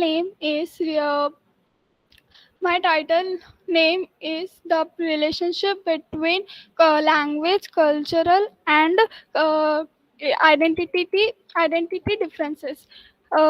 Let's start with introduction. Aims and objectives. The objective of study on this topic is to understand how language, identity, and cultural differences interact with one another and how they influence individuals' perceptions of themselves and others. To understand social and cultural background as well as their individual experience and identities. Now we have now, my review of literature. Language, identity, and culture differences are interrelated. To identity culture differences, to study the relationship between language, identity, and culture differences is complex and multifaceted. To respect culture differences in communication and interactions with people from different cultural backgrounds. Sampling design, the student of KLE College class FIBAF. The relationship between language, identity, and the culture differences is my topic. Sample size 16, heading times, new Roman heading size 12. Data collection, We use questionnaire method of data collection as primary data research. Google Form was created to spread questionnaire to maximum respondents. My survival via webs, links, and research journals, we did secondary data research. Now, data analysis. In this data analysis, gender is 50.1% and female is 40.9%. Age 36.4%, which is 21 to 24, and 47.7% is 15 to 20 age. What are your thoughts on why people should follow the culture committee? Is for 43.2% is there are a lot of things to learn. 45.5% for give advices to next generations. 11.4% is not compulsory that. What are the relationship between culture and languages? 34.1% is familiar. 59.1% is strongly interconnected. Next, uh, finding observations.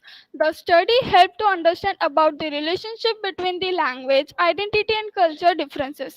As per the study, 44.4% of people who followed next generation advices and lots of things to learn. 11.1% is the result of people who don't follow. We also observe that 60% of the people follow the relationship between culture and languages. 6.7% is who is not in relations. Conclusion. It is evident that the three ideas of language, identity, and culture distinctions are closely related to one another. The existence of common culture codes, which cannot ensure that meanings will be stable forever. In order to facilitate good communication, it is crucial that people from a multicultural constant see each other beyond their differences. Now, language and culture are intercably linked. A culture is conveyed through language, which is one system of culture. Language is used to think, to interact with others, and to lay references. Thank you, ma'am. Thank you, all of you. Thank you, Rajashree, ma'am, for helping and supporting with us. Warm welcome to everyone. Thank you, everyone.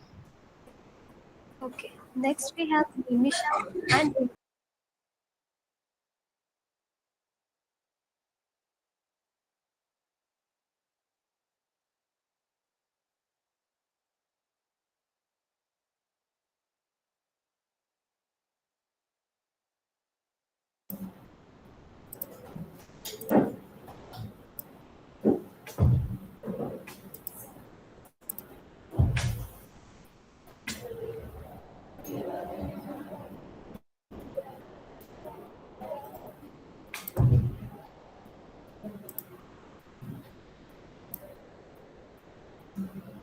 Hello everyone. Good afternoon. Myself Nimisha Patel from FY BAF of KLE College is going to represent on National Conference on Changing Dimensions of Teaching and Learning English Language and Literature in Digital Era. My topic is a study on importance of technology in enhancing teaching and learning of English language. So let's start with introduction. In olden time, people used materials like tools, slate, board, chalk to teach English. But now, technology has made it easier to teach English language for teachers as well as to learn for students. Technology can be used to speed up English teaching and learning, such as person immersion. Technology provides real-time resources to help students use simplified dictionaries. Technology can be used for creatively to improve language learning processes. Next is aims and objectives. To take advantage of using technology in English learning and teaching, to use technology to improve the students' academic performance, and next to help students to improve their proficiency in command of English language. hypothesis of my research is technology is helpful in enhancing teaching and learning of English language, and next, technology is not helpful in enhancing teaching and learning of English language. My research methodology is I have collect Google form and Google form for getting responses. The next, data analysis. 90 responses was collected. 36.7% of respondents prefer to learn English language from reference book, while others prefer to learn from technology. 87.8% of respondents think that English plays important role in improving students' academic and professional performance, and 8.9% think that there is no role, and 3.3 thinks that maybe there is some role. 77.8% of respondents think that everyone should learn to speak in English, and 22.2% of them don't think so. My next question was, did English through English language can we impress people? 21.1% of respondents strongly agree that by learning English language we can impress people, but 13.3% of strongly disagree, and 20% of them agree, and 45.6% disagree. Conclusion of my research paper is teaching English through communication and technology is a wonderful way to get students interested in career-related topics. Next, technology must be used if student-centered, collaborative, self-motivated, high-order thinking activities are to be possible. Now, I would like to thank Rajashree Miss for helping in my research paper. Thank you.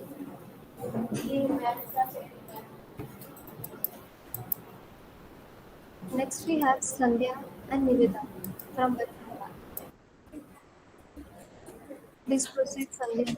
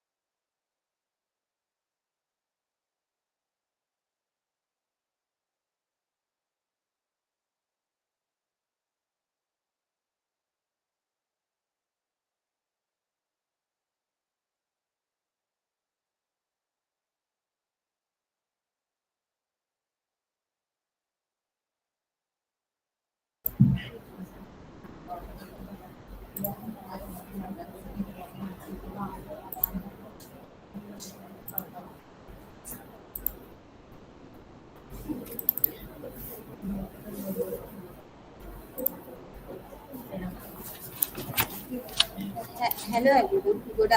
Good afternoon. Myself Sandhya Bhargava.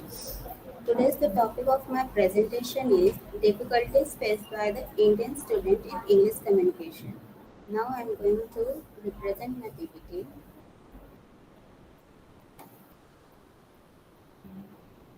Introduction. English language has become a global phenomenon. Is widely used as a means of communication across the world. India is a country where English is used as a second language, and it is considered an important tool for education and employment. Aims and objective. The aim of the study is to raise awareness of challenges faced by the Indian students in English communication and to provide practical solution and recommendation to help them overcome these difficulties. To provide recommendation for Indian students on how to overcome these challenges and become confident and effective communicators in English. Understanding the challenges and taking steps to address them, Indian students can become confident and effective communicator in English, which will enable them to achieve their academic and professional goals. Literate hypothesis. This hypothesis proposed that Indian students face challenges in their English communication skill due to several factors, including limited exposure to the language, lack of confidence in speaking, inadequate grammar and vocabulary skill, and poor communication. The hypothesis will be tested by examining the challenges faced by Indian students and exploring possible solutions to help them overcoming these difficulties. Research methodology. A methodology is a system of methods and principles for doing something, for example, for teaching or for carrying out research. This approach is probably now the most popular teaching model of English language teaching globally, in part because of A, to put students in a variety of real life situations so that they can learn how to use their language skill to communicate in the real world. Data collection. We use questionnaire method of data collection as primary data research. Google Form was created to spread questionnaire to maximum responded by several web links and research journals. We did secondary data research. Data analysis. There are 75% of students have a fear of speaking in front of public just because of confidence. 25% of students do not have fluent in English, strong writing skill, and strong grammar skill. These are the common reasons for Indian students having difficulties with the English communication. We find the age group in which the highest percentage of students are the age of 20 who responds the more in their English communication. We find lack of confidence in students who they not speak in front of audience. The results reveal that students use it more frequently inside the class and less frequently outside the class. It's also challenging to learn how to think in other language. Above all, it takes time, hard work, and addiction. Conclusion. In conclusion, the difficulties faced by the Indian student in English communication are a complex and multifaceted issue that affects a large portion of the student population in India. These difficulties can have a significant impact on students' academic and professional life and can hinder their ability to express themselves effectively and confidently. In conclusion, improvement the English communication skill of Indian students is crucial for their academic and professional success. Addressing the difficulties faced by the Indian students in English communication requires a comprehensive approach that involves exposure to the language, opportunities to practice speaking, and the development of grammar and vocabulary skill, along with a supportive and encouraging learning environment. Thank you.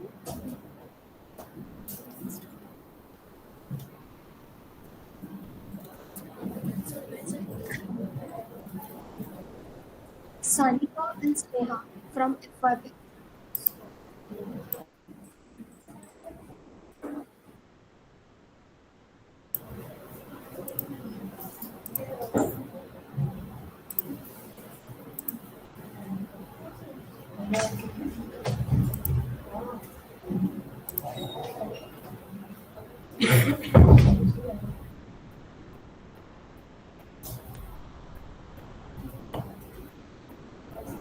Good afternoon, everyone. My name is Sanika Jadhav, and I'm from FY1, Society Science and Commerce. And my research paper, the use of gamification in e-learning for English language learning. Introduction.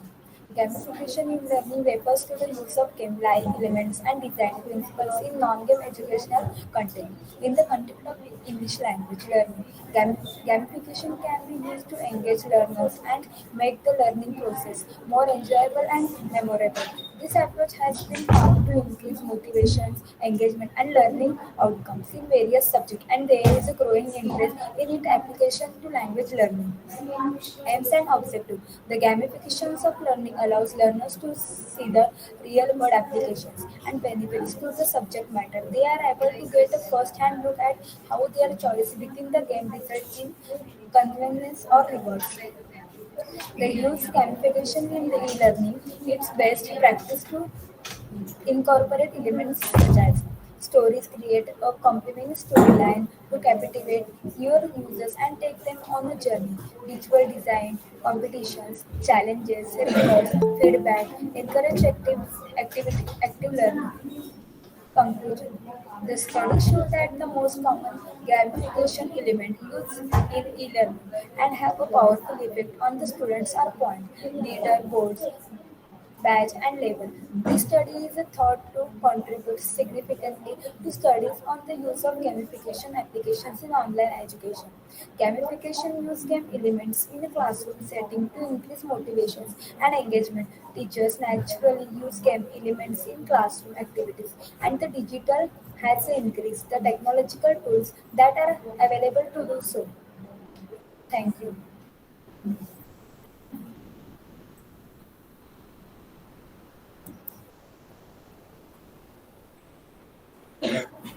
Next, we have Supriya and Ambika from FRW.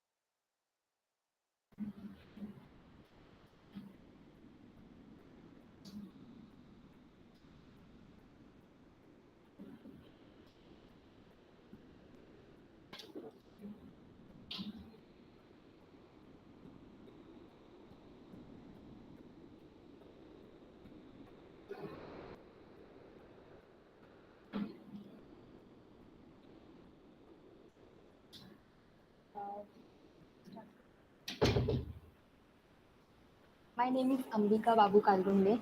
I am from Asst. My topic is the, the importance of English literature in a teaching English. Uh, Kelly Society, Science and Commerce College, Kalamboli, Navi, Mumbai.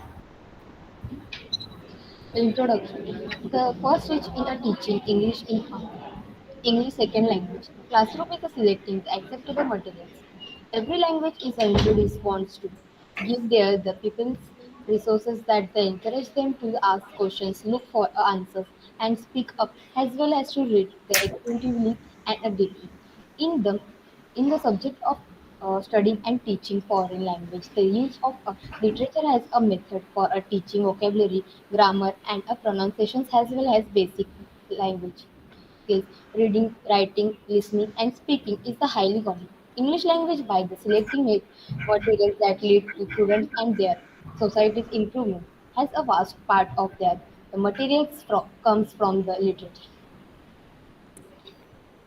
Aims and objectives to introduce students to major moments related to the literature in a English work and through the study of a selected text to create the literacy sensibility in students and expose them to artistic and the innovative use of a language by the readers and to various worldwide.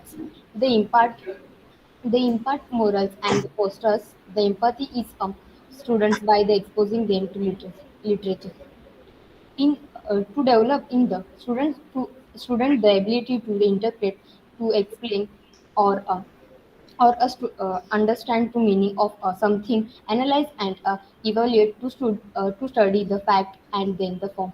Work of fictions, stories, novels, etc., which describes events and people and are not real in a literature, history, and theory. Research methodology. The method used is in this topic is based on the quantitative research. Research design, the design which is applied in the research is a detailed descriptive. Uh, Type of data, primary and secondary data is used in the research. Data analysis and the interpretations. The chart shows that most of the peoples are agreed that the literature important in teaching English. Data analysis and the entrepreneurship is in this chart highest percentage of people are agreed that the literature plays important role in a language teaching. 28.7 not agreed for this statement. Depend on the literature and method of implementation. 56.7% can the incorporating literature into English language instruction and enhance students' learning and language development. Conclusion: English lacks the intellectual interest and uh, enjoyment. Literacy, writing have a purpose, are real, and have application to learners' daily lives. They provides the most room for a participation and the reflection, which makes them the ideal for the fostering learning. Literature stimulation stimulates the mind since it enables or allow the readers to advise others the environment. Descriptive language is used to this. The reader is a construct this own interpretation of what their writer is a saying in order to comprehend in this way. Literature based the critical emphasized individual the interpretation of the language, encouraging students to experiment with it and use it in their own writing. Language and the phrase used frequently has a result. Literacy takes aids in the acquisitions of the language as a tool for a communication. Thank you.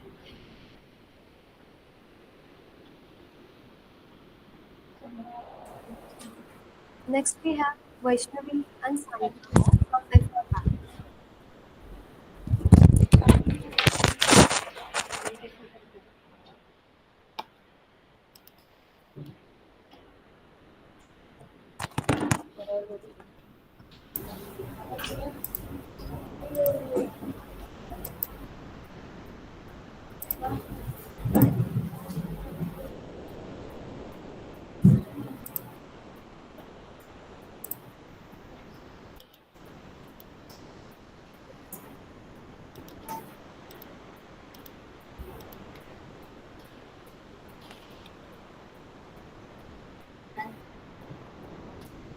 Good afternoon, everyone present here. Myself, Vaishnavi Kalamboli from class FY Lab studying in Society Science and Commerce College, Kalamboli. So, today's topic of research was studying literature in digital era to improve English efficiency. So, let's just start this introduction. These days, technology has impacted every industry, including education. The most recent method of getting an education on the internet is online education. Utilizing your smartphones, laptops, or tablets for learning is a fun and productive method. Both teachers and students can benefit greatly from it. But there are also many drawbacks and disadvantages to express online education. Aims and objectives: enhance the student experience and improve student achievement is our objective. To promote excellence in teaching that is focused on online, to enhance online learning. Sampling design. Question has been based asked to students of age group 18 to 25 who has given a responses. Website has been used for this research. Data collection and method. We use questionnaire method of data collection, primary data and research. Google form was created to spread questionnaire maximum respondents. by several weblinks and research journals. We did secondary data research. So our students able to learn more deeply in online classes with the help of audio and videos. As per responses of students, it has been arrived that learning literature online is more better than offline learning. What will you prefer, online literature study or offline literature study? 86.3% of students prefer to online learning literature than offline. It helps students to learn more than offline study. What has been the conclusion? Conclusion of the topic studying literature in digital era to improve English efficiency has led to conclude that instead of learning literature offline, it's easy to study online with the help of innovative animations which lead to understood better than offline literature study. Thank you everyone present and thank you Rajashree ma'am for helping us for this research. Thank you.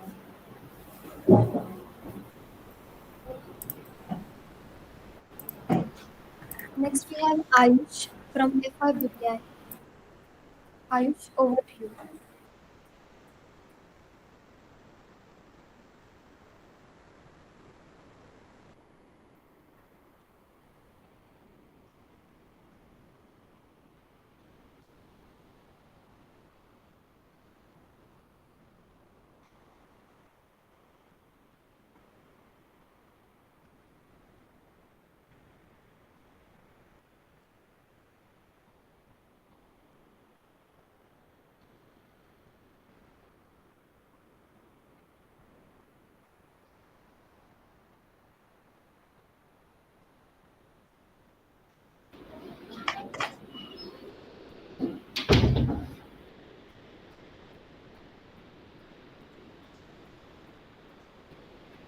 Good morning, everyone.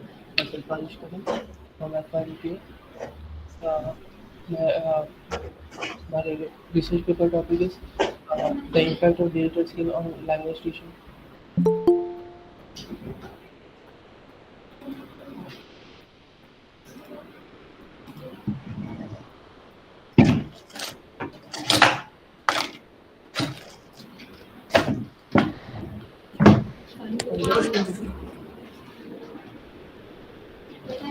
Good morning, everyone.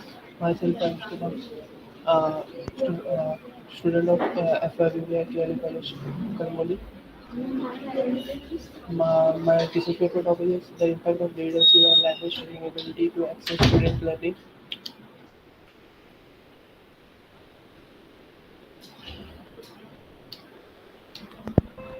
Introduction. Introduction for this topic.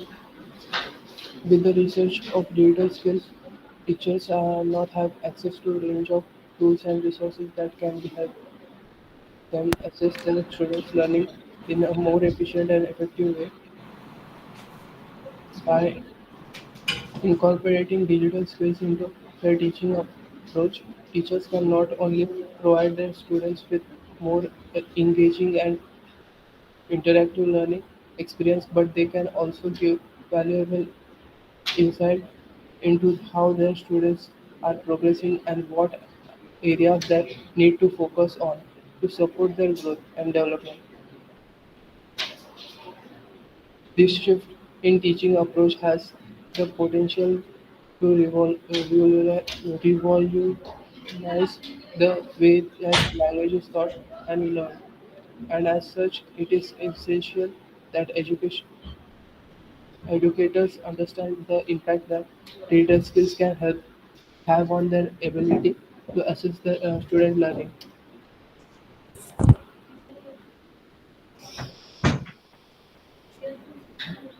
Hypothesis for this topic. Uh, H1 positive hypothesis. The impact of digital skills into language teaching practice will have the positive impact on the language teacher ability to assess student learning. The negative impact, the integration of digital skills into language teaching practice has negative impact on the language teacher's ability to assess student learning. Data collection. We have questionnaire method of data collection and primary data research. Google Forms has created to spread questionnaire to maximize response. Has several web links and research journals we did secondary data research, data analysis for the this topic is data analysis for this few questions are the above data shows that the 55.6% people agree that digital skills of language teachers affect the students' learning, and 22.2% people strongly agree, but 22.2 people disagree that the digital skills of language teachers affect the student learning. As per the above data, we can see that 33.3% people prefer drag and drop activities for effective assess student learning and in the e-learning environment, but 22.2 people percent people prefer online quiz, 22.2% people prefer online interviews, and 22.2% people prefer PPT presentation for effective assess students' learning in the e-learning environment. The above data, as per the above data, we can say that 22.2% online digital tools used by teachers does not give the correct evaluation of the student. 22.2% people think it may be possible that online digital tools used by teachers give the correct evaluation of the students, but 55.6% people think that online digital tools used by teachers give the correct evaluation of the students. Conclusion for this research paper has come to having digital skills can potentially enhance the language teaching ability to assess students' learning. Digital tools and platforms can provide language teachers with various opportunities to assess and track student progress, offer personalized feedback, and customized learning material. These skills can also enable language teachers to facilitate collaboration and interaction learning experience that promotes students' engagement and motivation.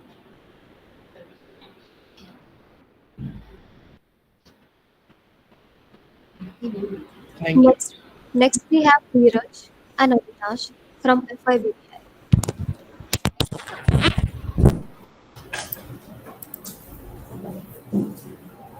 Good morning, everyone. My name is Rajashree. This is a national conference on changing the nature of teachers and learning English and literature in a digital era. My topic is I'm learning a new concept for enhancing English language learning.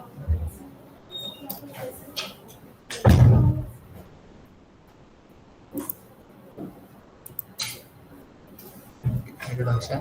Let's start with introduction. Learning that takes place while using a portable electronic device is a variety of settings is known as mobile learning. And learning pursues remote learning at their own pace using mobile educational technologies.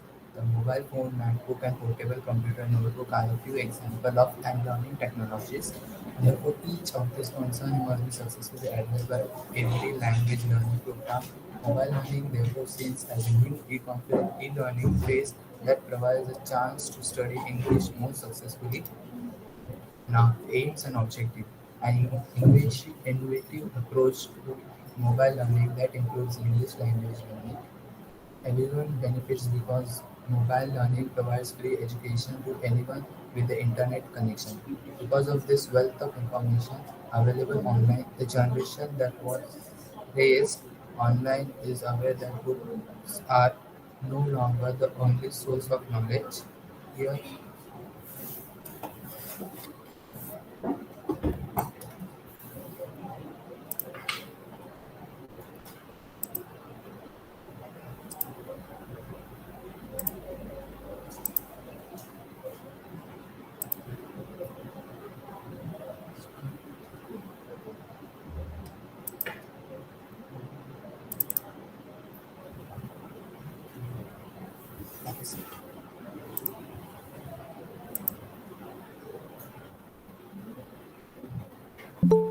and aims and objective. Abundance of knowledge, portability is one of the commendable advantages of learning. Knowledge is free for everyone, defines your own space. Mobile learning significantly helps in education. Hypothesis and data sampling. The uses of interactive learning that is existed by technology has a positive effect on students' learning behavior and has enhanced and encouraged them. Students of Kelly College who were between the age of 18 and 35 were made up a sample for these studies. The study limitation are concentrated on the sample size and authenticity. Data analysis. As the above diagram shows us, the majority of people think that hand learning is the best method for enhancing any skill as shown in the diagram. According to the above diagram, 40% of respondents believe that time learning is easiest method for obtaining any answer to their question. 40% of respondents believe it is to be most reliable source of information. The majority believes that time learning platform can be utilized at any moment anywhere else to learn the English language.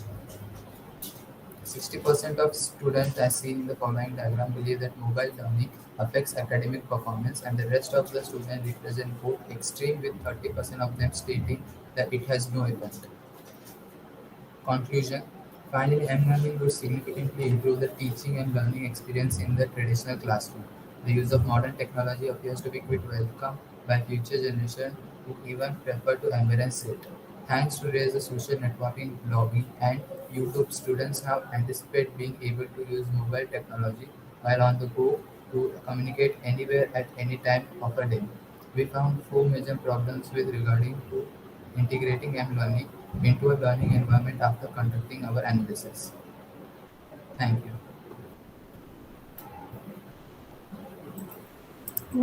Next we have Hasti and Banu from FYPPR. Hasti and Banu, please start.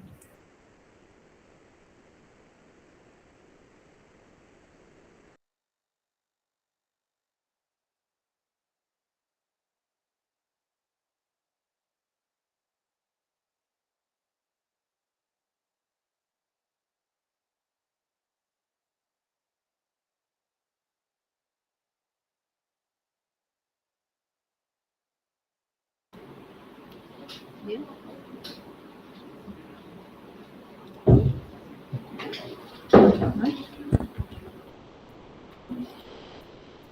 Hello everyone, my name is Prabhu and I am from FIPBI Clearly Society College, Kalamboli. My title of the research paper is the study of English language as a language of internet. So let us start with the introduction. English is a dominant language on the internet. There are a large number of English speaker users. There are the people believing that English is a primary language. Large portion of the internet of the English has a major technological companies like Google, Microsoft, and many others, such have the headquarter in the English speaking nations. Now the aims and objectives to study how the English language functions as a major internet language. International communication linguistic diversity to look at the historical and cultural influence to make a recommendation for the potential type to encourage the language diversity and the fair participation in the worldwide. Hypothesis. English is a language of internet. English is not a language of internet. Review and literature. It is assumed that the English is a language of internet in the widely acknowledged and the research in linguistics, computer science communication, the history of revolutions on the internet as well as the factor that the English predominant on the internet languages. Data collection. As many investigation, we use a questionnaire to gather the data. The Google Forms were filled. Many degree college students as well as different. Some data were secondary collected from the websites and the research paper. Data analyzed. There are 65% of the people selected that the English is the dominant language, whereas the others selected are different languages. 20% of the English languages is on the dominant in the English, and the 30 people in the social media, and 90% on the radio and website. Three are the other platforms. There are 50% of people speaking as the first languages on the international level. 28 disagree. 72 of the people agree that the English is a dominant language on the internet. Conclusion and suggestion. English is a predominant languages on the internet as both advantages and disadvantages. Technology has aided in the cross-border communication and the dissemination of the knowledge, as also non-English speakers are put in the linguistic varieties in English, encourage the equal participation among the non-English speakers and the promotion of multi-languages through the creation of the multilinguals. Tools and materials are available online. Barriers should be removed from the online and created a more efficiency, unstable language for the translating system. These are the few references which I have used for making the research papers, and thank you.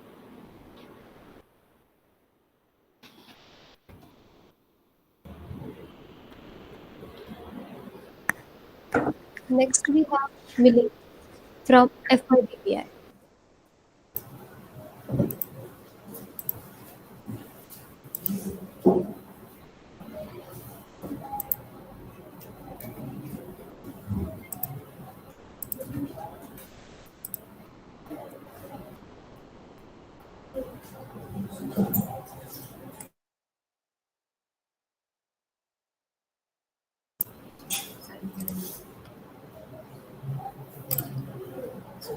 Good afternoon, everyone. My name is Milan Sar, and our theme is changing dimensions of teaching and learning English language and literature in the digital era. Our topic is impact of classroom diversity on language learning.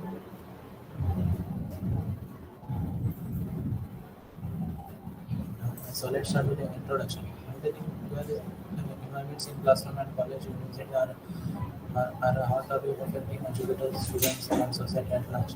Students are encouraged to learn languages such as English, Hindi, Marathi, etc. and use them as much as possible at home with friends and on vacation. On the one hand, multilingualism among children from neighboring minority states and the parents is often seen as a barrier to academic success. Aim and objective was to investigate the connection between diversity in the classroom and the results of the language learning, such as motivation, academic success, and language of competency. Second, to comprehend the effect of various cultural and linguistic origins on language learning in various classroom settings. Third, to look into how classroom language teaching practices and language analysis affect language learning in private settings. Fourth, data analysis. A variety of data sources are used to analyze the effect of classroom diversity on language learning, including data on student performance and compare them between mixed and non-diverse classes to see how diversity affects language learning outcomes. Questioning design interface with the students reveal how diversity affects language learning by asking about their perspective and experiences. Observe classroom interaction to gain a deeper understanding of how diversity affects language learning. This information is used to identify areas where more support is needed to help students overcome language and cultural changes. Other mixes. There were 78.9% in favor who said exposure to diverse classroom diverse language acquisition and remaining 10.5 of respondents inputted no and remaining 10.5% answered positively. Second, 73.70% of responses evaluate to diverse classroom provide opportunities for language interaction and exchanges, and 26.30% of responded disagree. 57.90% of people answered of can teachers effectively manage linguistic and cultural differences in a diverse classroom as incorporating more group work, and 42.10% answered get to know students. Conclusion. Children should be in the same classroom with the student with diversity as in they will spark arguments. All students encounter diversity in some way regardless of disability, race, gender, or learning style. Not only are the students in diversity interact differently with other children, but also tackle students for the challenges they face in the unstructured world outside of classroom. Teachers are at the forefront of diversity, but they don't often share their own stories. Teachers are reluctant to share their experiences with other educators of the findings. Thank you.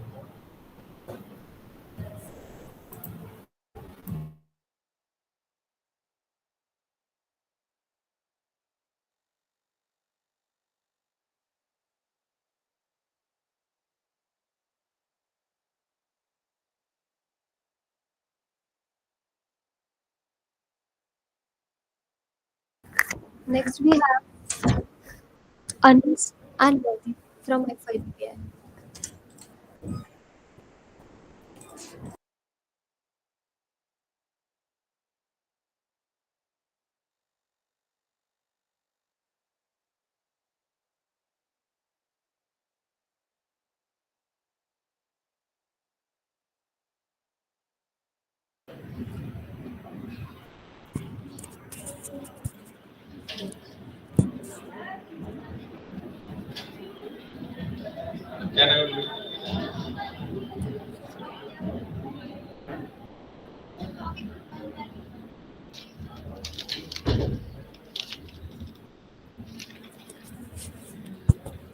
Good morning, everyone. My name is Anis Khan. I am from FY BBI students of Kelly College, Kalamboli. Today, we all are gathered here for one day national e-conference on changing dimensions of teaching and learning English language and literature in the digital era. So today our research paper topic is a comparative analysis of virtual learning and traditional learning. Let's begin with introduction. Online learning is a type of distance learning that occurs through the internet. Online learning delivers the content through text, images, or videos at any place at any time. On the other hand, traditional classes happen in a classroom setting with a teacher teaching a specific lesson, aims, and objectives. The objectives of virtual learning are to improve access to advanced educational experience by allowing students and instructors to participate in remote learning communication using personal computers and to improve the quality and effectiveness of education. Learning that happens in a traditional classroom allows students to work together face to face. It's more direct, it helps students develop interpersonal skills that are vital later in life. Literature review. In the literature review, a great number of students have aimed at determining whether education in the form of e-learning is better than traditional face-to-face teaching in relation to, for instance, learning outcome and student satisfaction. Researchers, educators, and educational decisions makers are eager to find out which format leads to best result for their students and the educational institution. However, as we shall be see below, result and discussion. A questionnaire was created to obtain responses from a sample user group. The questionnaire was distributed to a user group that include male and female students of various ages, researchers, teachers, and other staff. The questions were based on the direct question pattern. There were questions that could be answered with yes or no. The questions were the same for all respondents and learning methods. A graph showing conceptual understanding for both learning techniques and a learning techniques discussion. The question of what a subject or subject has actually been learned using two techniques depending on the situation was posed to all user groups. Student researchers, teachers, and staff, as the graph above shows, among students, 65% of hands-on learning is developed through e-learning technologies, while only 20% of hands-on learning is developed using traditional classroom technologies. Conclusion: the research conducted showed the effectiveness of e-learning technology over traditional teaching methods. The survey showed that compared to traditional teaching methods, e-learning methods got higher response from all users categories. Finally, the graph below shows the feedback on traditional teaching and e-learning methods from all user categories. From the graph above, we can see that e-learning method has received good feedback from students, researchers, teachers, and staff. From the graph above, of teachers appreciate e-learning and only 30% of our teachers appreciate traditional teaching methods. For employees, 70% of employees gave positive feedback to e-learning methods and 30% gave positive feedback to traditional teaching methods. Thank you.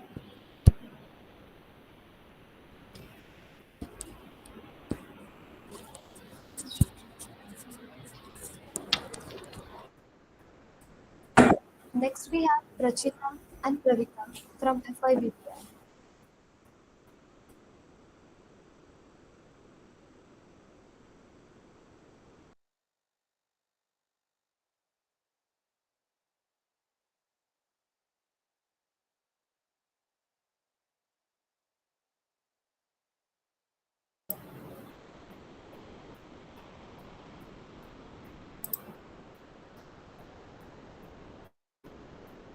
Good afternoon, everyone. My name is Prachita Kadage. I am from FY BBA. I am from FY BBA Giri College Science and Commerce, Kalamboli, Navi, Mumbai. My today's topic is the impact of teacher and proficiency of student learning. Introduction. Communication is one of the greatly prescribed to human among different forms of communication in human communities. Education or teaching require effective communication with the learner if it is to be successful. If the communication skill of a teacher is not variable, that is non-verbal communication skill, also called as sign language or silent language, include or behaviors performed in the possessive of other as versus either can seriously or unseriously, and its objective to enable the student to become a certical and completed communication, acquire the ability to speak accurately, correctly, and fluently. Third, build the confidence to learners. Review of literature. The result of the reveal that the quality of language used by the teachers affects the skill of learners base, and the finding of the studies revised at its found that the more the teachers use non-verbal language, this leads to this effect in language of the learner. Typically, ESL student can be a routine task in require more than a teacher's get English language and lesson per plan. Data collection. We use a continued method of data collection as primary data research. Google From was created to spread quantities to maximum responded by server widely, and research general it is secondary data research. Data analysis. Which class of learning experience you prefer than most? Students at the 45, teachers at the 55. Next, which of the these are the best learning resources is online 36, offline 55, all of these 9%. Finding and observation. As per the data is being observed that the most of the students prefer the offline mode of teaching and learning. Students also give the first choice for the student center class where they can have a lot of opportunity of interaction. Third, it has been also observed that if the teacher is not completed in the English, that observably affect the student proficiency and their language skill as well as surgical technique. Conclusion. It was concluded that the proper appropriate skills practiced by teacher, it will have a positive and profound effect on the student proficiency. So, seems necessary of the teachers to be practical and learn effective skill of language. Finally, it is recommended that teachers should improve their impact so will be beneficial for students to increase their proficiency. Thank you.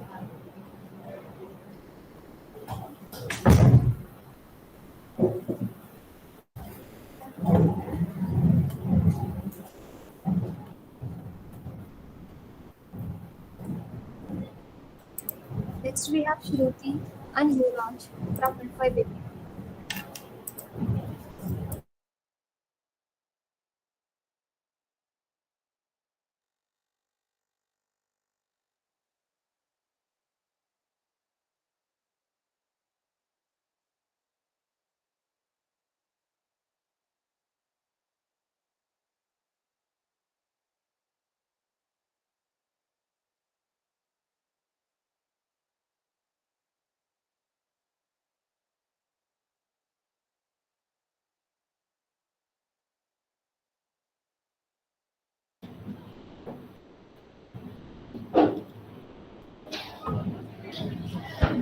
Good afternoon, everyone. My name is Shruti Jitendra Vidawat, and today I am going to present my research paper, which is Essential Digital Skill for a Teacher in English Classroom. Introduction. The integration of information technology and curriculum refers to new teaching method, and the integration needs to integrate knowledge and accomplishment. There is a need of evaluation in traditional teaching concepts through the selection of effective technology information, analysis and synthesis to cultivate their innovation ability with essential digital skill of a teacher. Methodology. The work is based on primary and secondary data. For preparing this research paper, basically used book, website, research, public report, and internet. Visited the relevant practical fields and take interview. Collect data with the help of Google Form.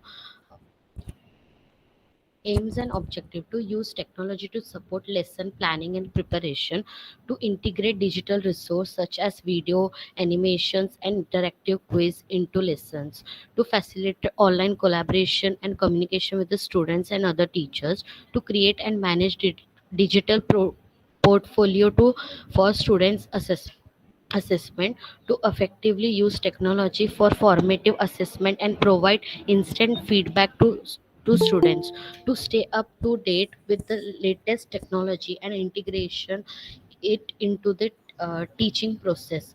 Data analysis: 28.6 of people having typing skills in the English classroom, 21.6 people have word processing skill in the English classroom, uh, of 78.6 of people having Grammarly digital tool into English lesson and activities. So 7.1% of people having Quizlet digital tools into English lesson and activities. Uh, 42.9 of people use YouTube online platform to facilitate language exchange and collaboration. 28.6 of people use Stack Exchange to facilitate in language exchange and collaboration. 35.7% of people use English language learners. 28.6 of people use website to English language learners. Observation: in today's digital age, it is essential for English teacher to have certain digital skills to effectively support students learning in the classroom. These skills includes familiarity with technology tools. Teachers should be familiar with the latest technology tools and software used for language learning, such as online dictionaries, grammar checkers, and virtual learning environment. Online lessons planning and resource: teachers should be able to use online resource to plan lessons, access educational content, and create engaging activities for students. Conclusion and suggestion: essential digital skills for an English teacher in English includes provision in the use of educational technology tools such as learning management system, online collaboration tools, and digital multimedia resource. Reference: there are some links from which collect secondary data. Thank you.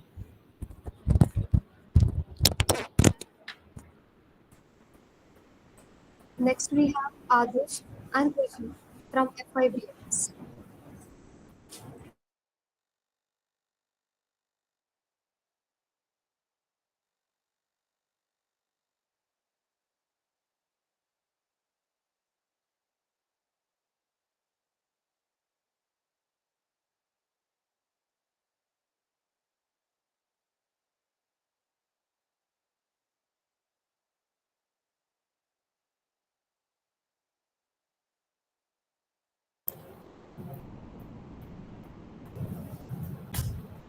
Start. Start. Start. Good afternoon to all my teachers and dear friends. My name is Khushi Dubey from FIBMS class, Kili Society's Science and Commerce College, Kalamboli. So my topic is, research topic is a study of English language through AI techniques. So let's start with introduction.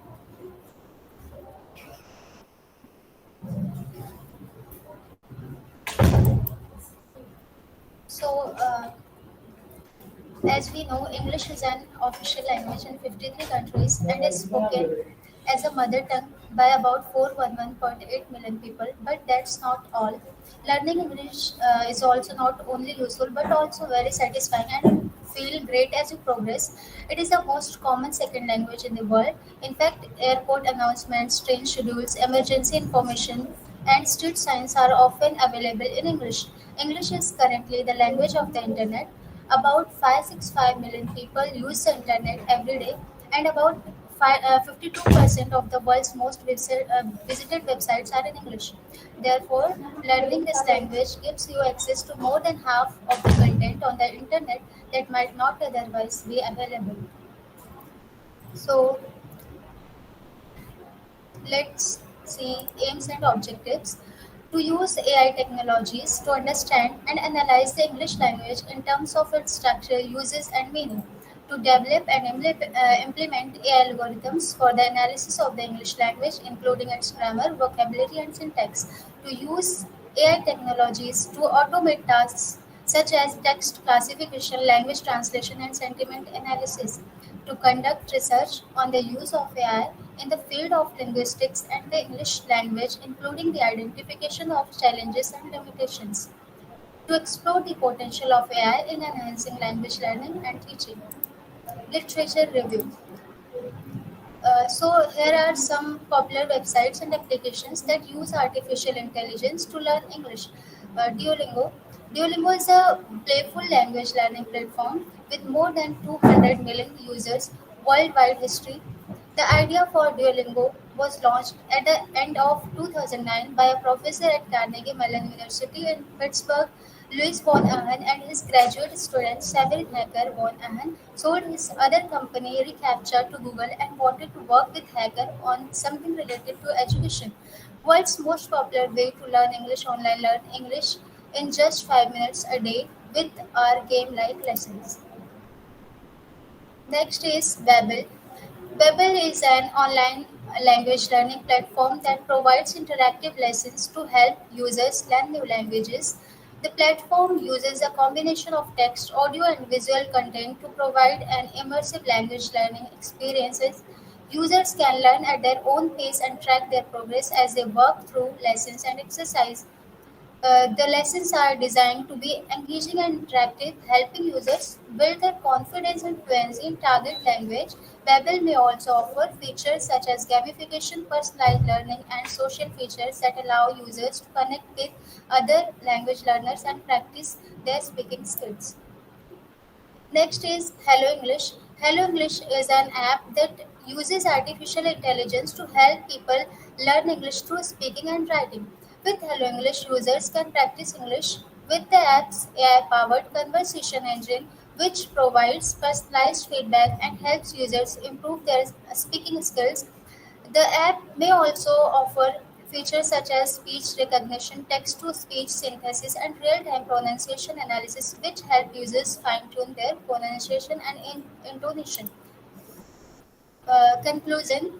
AI language technology has proven to be a powerful tool for learning English by providing personalized feedback and instant responses. AI based language learning systems can help learners improve their language skills more efficiently and effectively than traditional methods.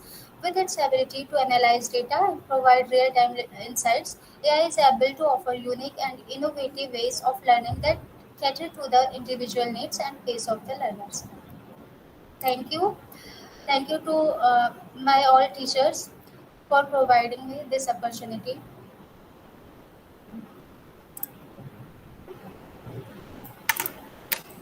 Next from FIBMS, Arvind and Natasha.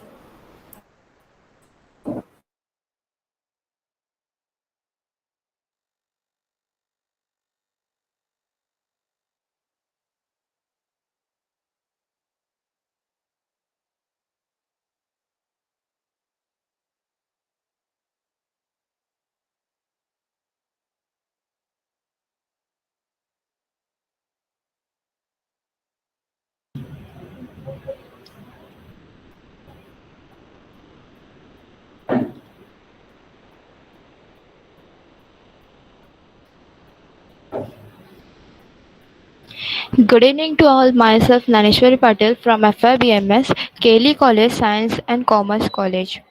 National E-Conference on Changing Diminishing on Teaching and Learning English Language and Literature in the Digital Era. My topic of the conference is a study on the relationship between language learning, anxiety and performance. Here are the introduction. Language learning anxiety (LLA) refers to the feelings of stress, tensions, and worry that arises in the language learning process. The impact of language learning anxiety on language performance can vary across different language learners and contents, making it difficult to draw general consensus. To gain a deeper understanding of the relationship between language learning anxiety and language performance, it is important to consider a range of factors that may contribute to this relationship, including language learning strategies, motivation, self esteem, teacher students interaction. Here are some aims and objectives to identify the level of language learning anxiety experienced by language learner. Second, to measure language performance of language learner in terms of language proficiency and achievement. Third, investigate the correlation between language learning anxiety and academic performance in language learning. Fourth, identify strategies of help learning reduce their anxiety and improve their language learning outcomes. Here are some positive and negative hypotheses. Learners who are allowed to set their own goals for language learning will show better performance and lower levels of anxiety than those whose goals are set by others. Language learning apps or online tools do not improve performance or reduce anxiety as learners may find difficulty using these tools. Here are some review of literature. A review of literature was considered to gather information on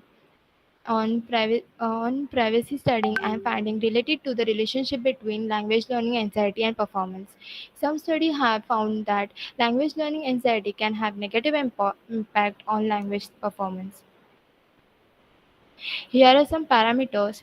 Uh, Anxiety can affect individual performance, such as increased self-awareness and identification of learning needs, provide opportunities, negative impact on guards, decreased confidence, avoid behavior. Anxiety can develop in an individual's are genetics, experience, negative thoughts patterns, environmental factors, learning experience, personal characteristics. Anxiety can be challenging, such as practice relaxation techniques, challenge negative thoughts, engage in regular exercise, seek support, practice mindfully, create a positive learning environment. Finds and object observations. Learners who experience higher levels of anxiety tend to have lower academic performance in language learning. The study of highlights several factors that contribute to language learning anxiety, such as fear of negative evolution, low lack of language learning experience, or lack of language learning support.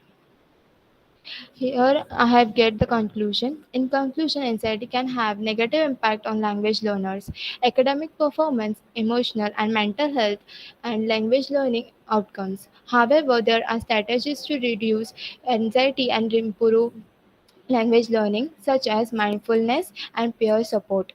Creating a supportive environment that factors positive emotions, confidence, and motivated is crucial to overcome.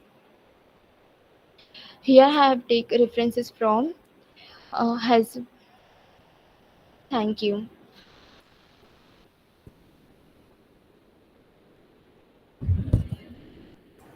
Next, we have Kaj Gupta from FIBS.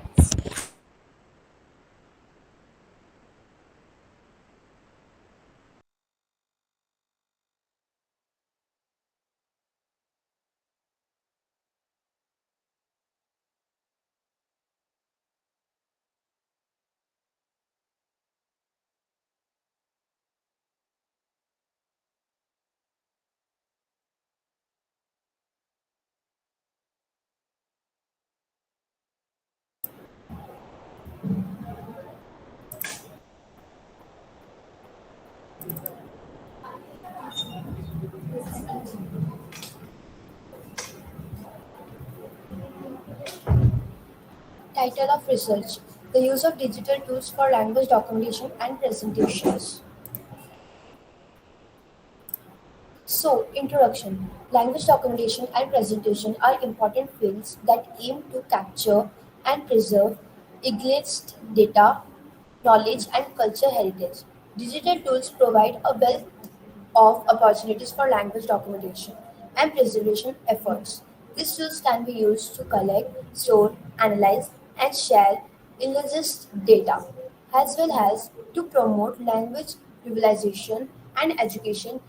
Digital tools played an important role in language documentation and preservation efforts, providing new opportunities for data collections, analysis, sharings, and language revitalization.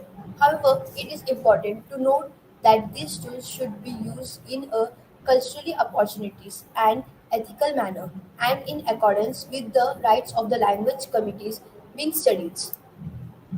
Aims and objectives. Data collections. Digital tools such as audio and video recording devices, as well as text and speech, to text softwares, make it easier to collect illicit data in various formats. This data can be stored in database and archived for late analysis dimensions.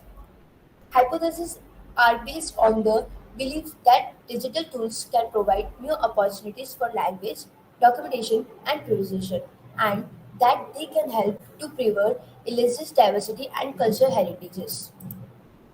Big data tool analysis. This is just a picture to explain you that how it works. Now, literature review. The use of literature tools for language documentation and preservation has become increasingly popular in recent years. Many researchers have explored the use of various digital tools for documentation and preserving English language, including audio and video recording devices, transcription software, text and speech cooperated, and language learning apps. Sampling design. From KLE College, we have taken at least 18 to 20 years research from sample size. Data research. The data research has been significant amount of research on the digital tools for language documentation and preservations. Overall research suggests that digital tools can be powerful and effective means of documentation and preserving endangered languages, but they must be used for the balance with careful consideration of ethical and community engagement issues. Finding and observations. The use of digital tools for language documentation and preservation have become increasingly widespread in recent years. Many objects and invitations have utilized digital tools to collect, analysis, and share data from engaged languages. Innovations, the use of digital tools for language documentation and presentations has also led to the development of innovations tools and platforms, such as taking dictionaries and other languages learning apps which can help to support the revitalization and engaged languages. Conclusion. The use of digital tools for language documentation and preservation has greatly expanded the ability to document and analyze engagement languages and has made it possible to preserve them for further generation. However, digital tools are not a complete solution and must be used in conjunction with transition methods. Here are some references that you can use for further details. Thank you.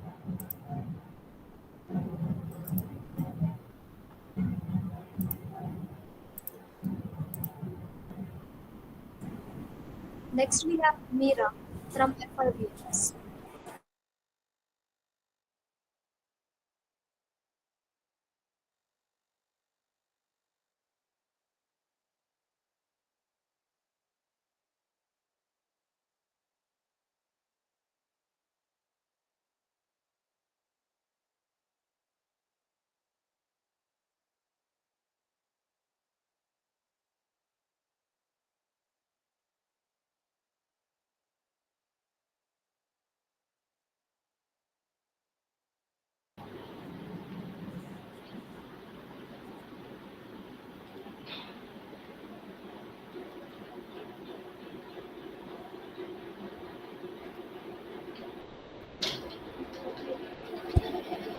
Hello everyone, myself Meera Madhukar Barge from FIBMS. My topic is study on Challenges and limitations of mobile learning for English language. Introduction. Mobile learning is very common in the current scenario. It is also known as M-learning. Mobile learning for English language can be beneficial for learning and can limit the learning by various challenges. Many schools and colleges are supporting the concept of e-learning and mobile learning. Even while using the mobile or learning app, if student facing some problems can send feedback and discuss the problems with the specific app and mobile. Aims and objectives to study and find out the what problems and challenges are commonly faced by students while learning English on mobile, to find out some solutions which can fix the challenges on student level, to study which kind of problems is common among the student and analyze it. Literature review. According to my research, students are facing problems like software issues, hardware issues, technical issues, etc. Apart from this, challenges like distractions, misuse, long screen time, lack of internet connections are there. Mobile learning for language can also create understanding problems or implementing problem of language while learning. Research methodology. I have been used Google Form for spreading my questionnaire throughout among the students. Research method. This is quantitative research, research design, descriptive research design. Type of data, primary and secondary data has been collected through a structured questionnaires. Sampling method, simple random sampling. Data analysis and interpretation. According to response of students, data analysis and interpretation has been done. 92.9% students are facing technical issues and 7.1% students facing other problem while learning language on mobile. 50% students think that battery life and charging issues affect the learning. 21.4% replied maybe and 28.6 replied as no. Conclusion.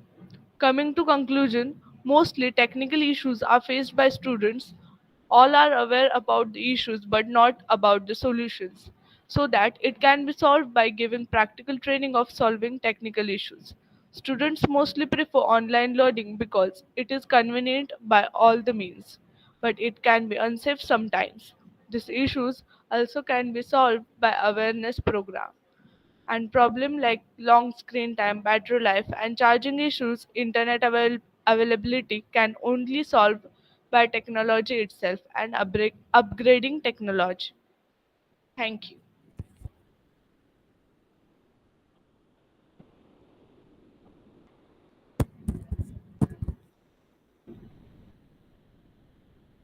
We have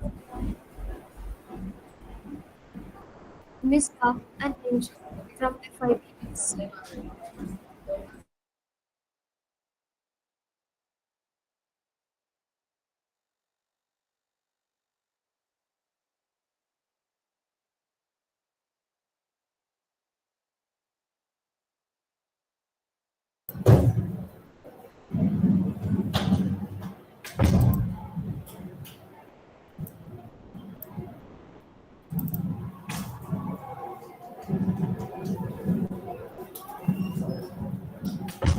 Good evening, everyone present here.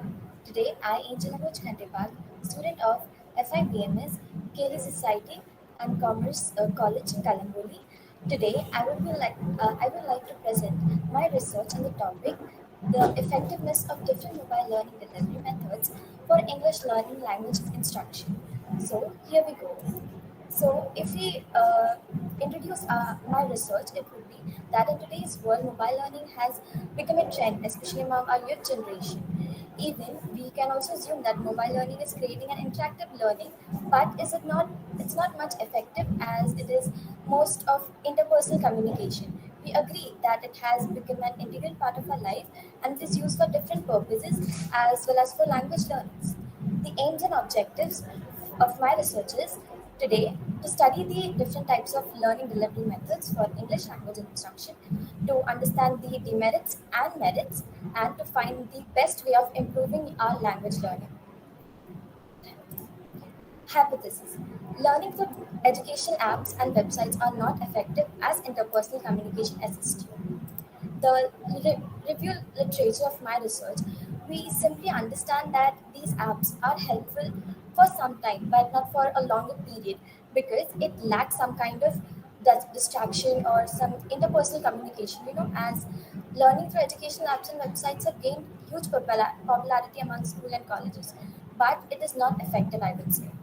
The sampling design, the students were under the age of 15 to 18, 19 to 16 were also under my research, and 12% was self-employed, and 12% were of the other category.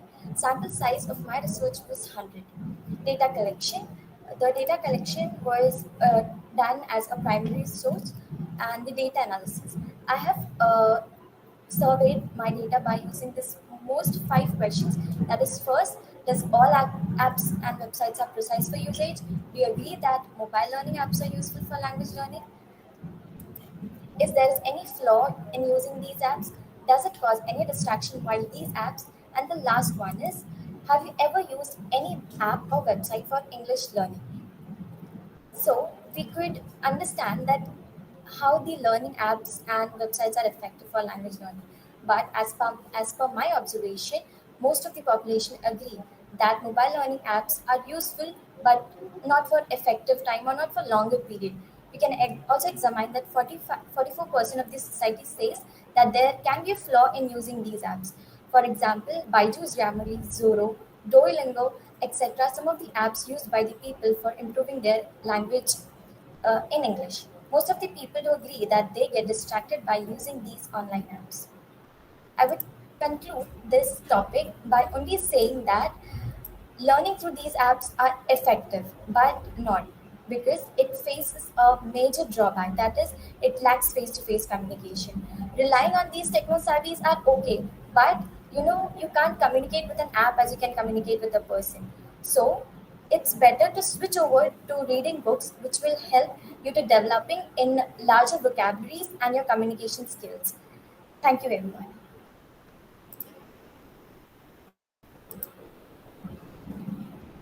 Next, from FIBS, Mayur and Sai.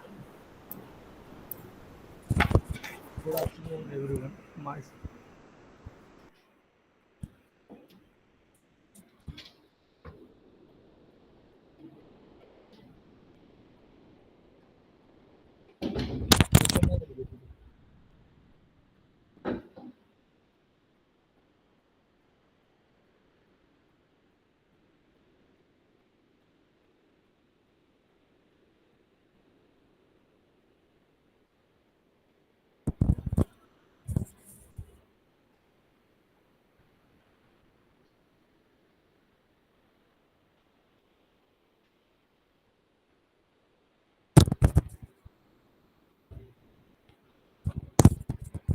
Good afternoon, everyone. My name. Good afternoon, everyone. My name is Mayur Urban. Today, I will give a presentation on the advantages of adaptive learning transfer to speech-based instruction. Author is Assistant Professor Bhorkade, and co-author is Sahil Damle and Mayur. Introduction. The shift is ideology from teacher-centric education to learner-centric education must guidance the selections of the appropriate learning platform. India mostly use a semester-based educational system for its undergraduate and graduate degrees. The government must always intervene to establish a uniform academic plan for universities and colleges regarding online education. Numerous research objectives to achieve the goals of researching out to the unresearched in rural area, motivating learners to pursue higher education and promoting it, to identify the educational demands of modern times in education, to find out other e-learning multimedia tools would be used in future studies, to use e-learning tools for the student to conduct interactive web-based exercise. Next slide. Research methodology. Research methods, mixed methods research, research design, descriptive research design, types of data, primary and secondary has been collected through a structured questionnaires, sampling method, simple random sampling. Next slide. Data analysis. In online learning where the instruction strategy is centered on a teacher-student interaction. I have collected some statistical data results of survey. According to the response, 18.3% of the students are still to enrolled in an online course, while 81.7% of students would be prepared to do so if it possible. The percentage for domestic and international students are the same, but domestic students were more open to e-learning in the survey than in the focus group. The majority of the respondents, or 29.8%, are in favor of e-learning and would use e-learning software more frequently than lecture. 19.2% will be use e-learning software as supplement activity. 18. Conclusion. This is study shows that online course during a pandemic can achieve course performance comparable to or better than the same pre-pandemic classroom course. The result fill gap in the lit- lectures and helps shape the features of online learning in the study.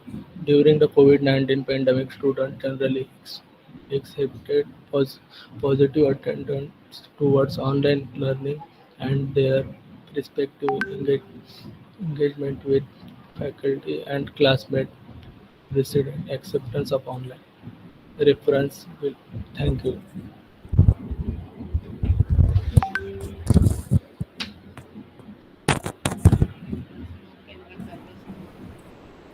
Next, we have Samita and Alisha from FIBS.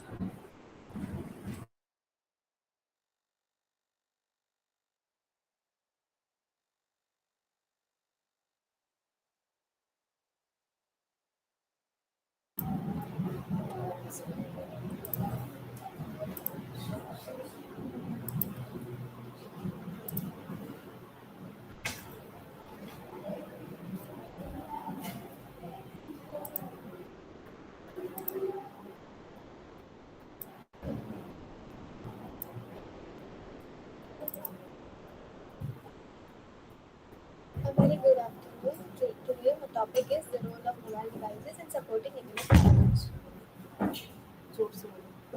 The role of mobile devices in supporting English language.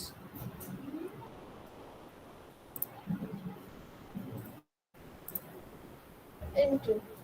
Mobile learning is referred to as m-learning, which is a way of accessing learning through mobile devices. This method empowers learning at the point of need and enabling users to access content whenever and wherever suits them. The most important element of mobile learning is its focus on the mobility of the learner, giving them ability to choose when and where they want to access.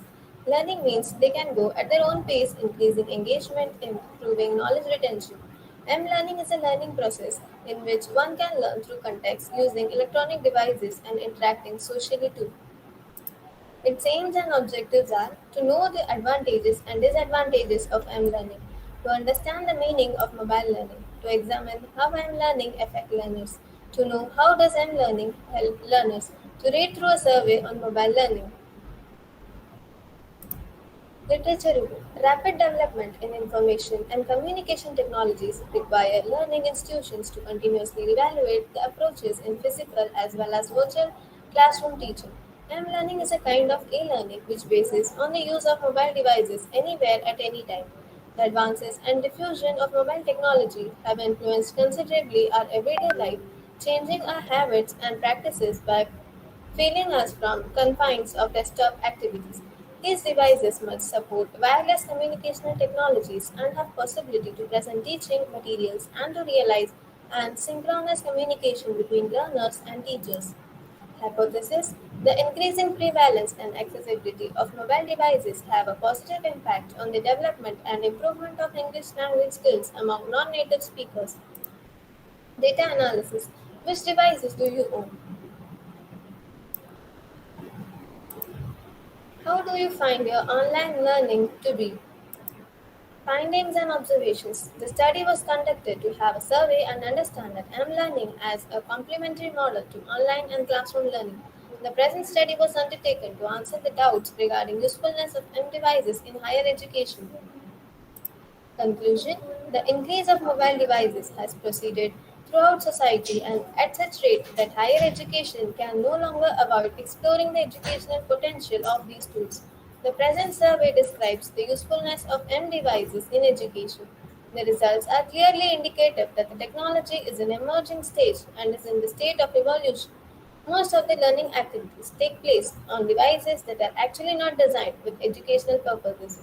That is the problem with the technology, also, which is preventing the students from using mobile devices. Mobile learning provides a high degree of mobility, flexibility, and independence. Thank you.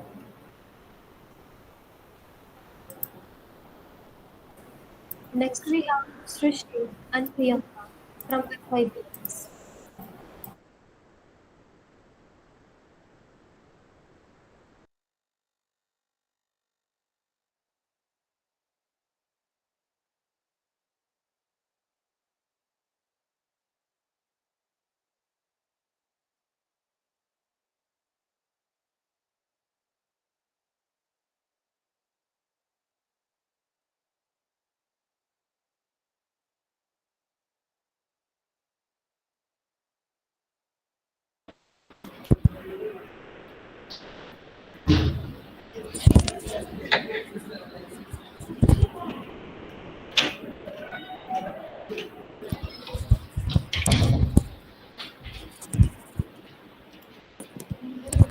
The relationship between language and identity. Assistant Professor Rajashree, Ma'am, Assistant Professor Srishti Singh and Priyanka Verma.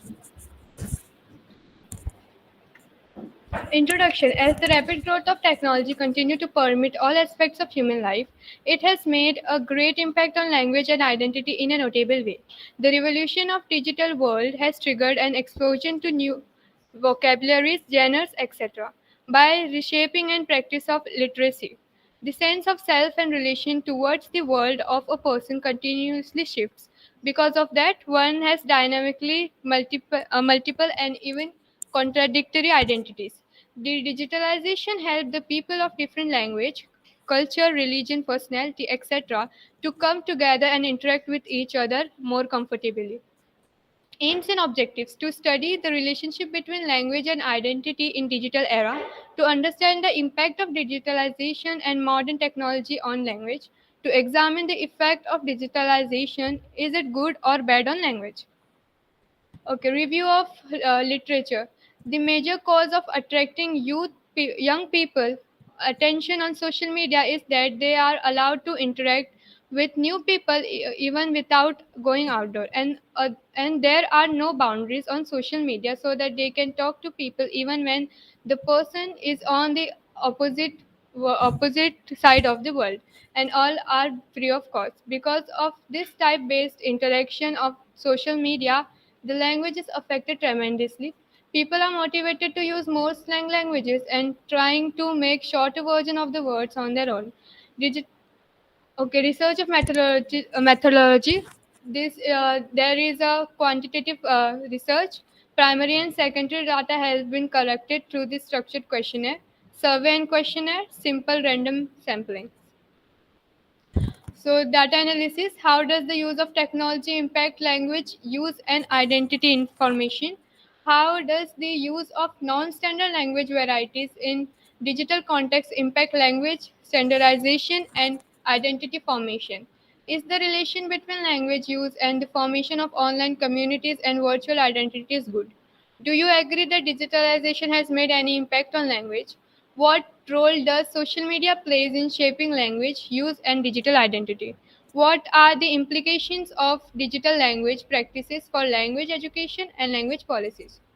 So, interpretation. We have seen that more than 58.3% of people think that digitalization has done a great impact on language and identity formation.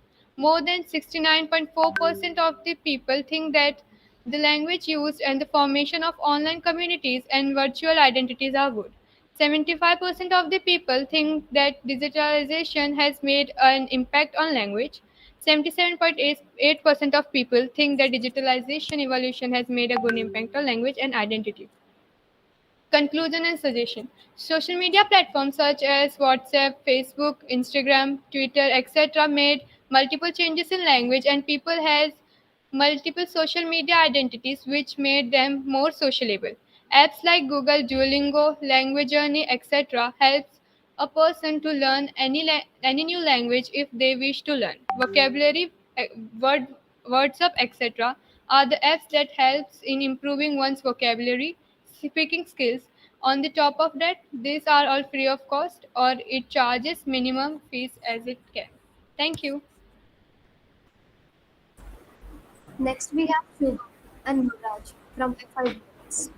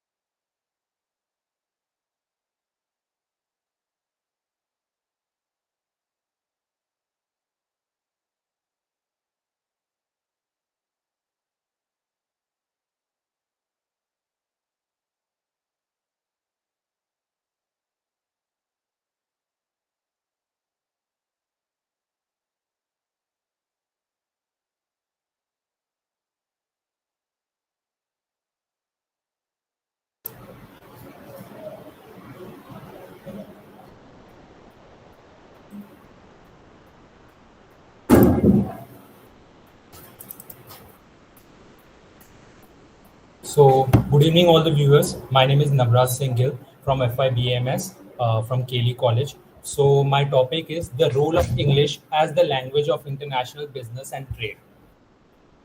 So, introduction. English has long been considered the global language of business and the trade. The widespread use of English in international commerce can be attributed to the number of factors, including historical dominance of the British Empire and the United States in the global trade and the commerce. The widespread use of English in many countries and the use of English as the official language for internal communication and the business transaction by many international organizations and companies. The purpose of this research paper is to examine the role as the language of international business and trade and explore the reason for its widespread use in the context. Additionally, this paper will also analyze the impact of English on the international business and trade and the potential challenges that comes with it. So, aims and objective to examine the current state of English as the language of international business and trade. Second, to explore the factors that have led to the widespread use of English in this context. Third, to understand the historical and the cultural influence that have contributed to rise of English as the language of international business and trade. Four, to evaluate the impact of English proficiency on the professional success and the opportunity in the international business and trade. Fifth, to identify strategies for promoting inclusivity and equal communication opportunity for non-native speakers in international business and trade. Literature review. The use of English as a common language in British business and trade can be traced back to the day of the British Empire. As the empire expanded, so did the use of English language in trade and commercial. Additionally, the United States has played a major role in the global economy since the late 19th century, further solidifying the use of English in the international business. In the 20th century, the use of English as language of international business and trade continued to grow. Many international organizations such as International Monetary Fund and the World Trade Organization use English as their official language. Furthermore, English is widely spoken in many countries, including India, Singapore, and it is primary language of instruction in the many university and the business school around the world. As a result, many business professions are fluent in English, making the language of choice for international communication. Hypothesis. English proficiency is positively correlated with the economic growth and the foreign investment in non-English speaking countries. Multinational corporations prefer to conduct business in English due to the lower cost association with translation and interpretation and the great ease of communication with the stakeholder across borders. The rise of digital communication and the global platforms have accelerated the dominance of English as the language of international business and trade. As English-speaking users constitute the majority of this platform and the set language norms.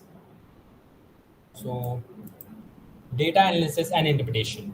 So we have done some data analysis and we got some result of that. So the first question which we asked to our data analyst, which we are reviewing, the first question was, to what extent do you agree or disagree with the statement English is essential language for success in international business and trade?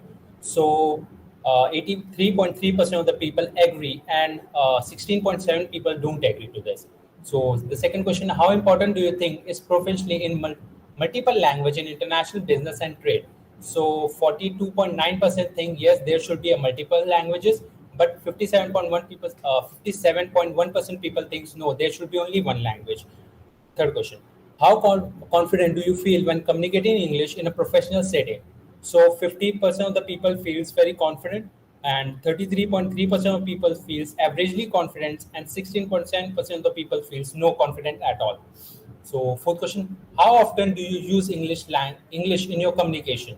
So 33.3% of people use very often, 16.7% of the people no, I don't, and 50% of the people's often.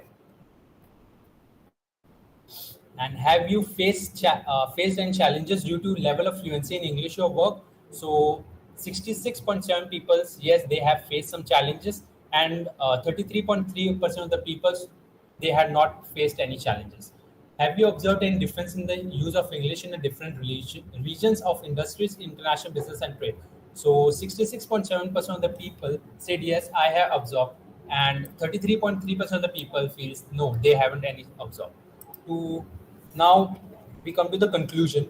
In the conclusion, English has become the language of international business and trade due to a variety of the factors, including historical dominance of the British Empire and the United States in the global trade and commerce, the widespread use of English in many countries, and the use of English as the official language for international communication and business transaction. By many international organizations and companies, the use of English has facilitated communication and increased efficiency in international business and trade, but has also led to concern about linguistic and cultural homogenization and loss of diversity. To address this challenge, solution has the promotion of multiple languages, the use of technology and facilitating communication, and the representation of the native English speakers in international business and the trade can be implemented. Furthermore, recognizing the value, the importance of the other languages in different regions and industries, being culturally sensitive while conducting international businesses can help promoting a more inclusive and diverse global economy. Thank you, viewers. Next, Suruchi, Anjali, and Sayma from FIBS.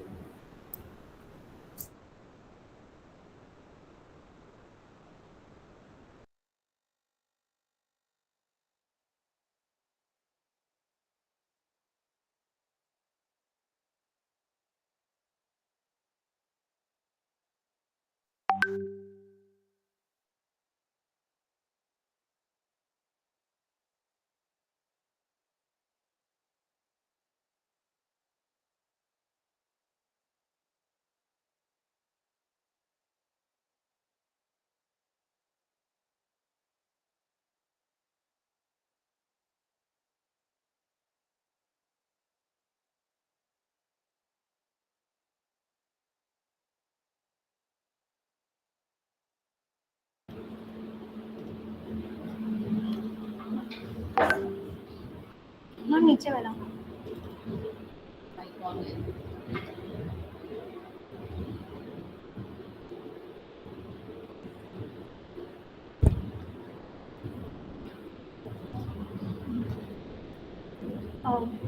Good evening. Good evening. My name is Anjali Moria. I am from FIBMS. My topic is the impact of digitalization on the spread and evolution of language. Now we will start a respective topic. Introductions. Language is the fundamental aspect of a human communications, allowing the individuals to express the theme, phrases, and service meaning to others. Second point, the impact of digitalization on language has been both profound and complex. Third, however, we the rapid rise of digital technologies in the past few decades and language has been undergone significant change in the terms of its distributions, use, and the structures. To next aim and objectives. First point, we investigate the way in which digital platform have facilitated the global discrimination of a language and the emergence of a new linguistic variation. Second, they explore the effects of digital communication on the structure and the function of language, including the use of digital shorthand and the non-verbal communication. Third, next, review of literature. First, the impact of digitalization on language has been the subject much research and discussion in recent year. Next, scholars have the investigate the way in which digital platform have facilitated the spread and evolution of language as well as the effect on the structure and the function of language. Next, research methodology. This is equality research. Primary and secondary has been collected through a structured questionnaires, survey and questionnaires, sample random and sampling. We collect the data analysis. Next, conclusion and suggestions. In conclusions, the literature on the impact of digitalization on language, highlighting the complex and multifaceted nature of this relationship.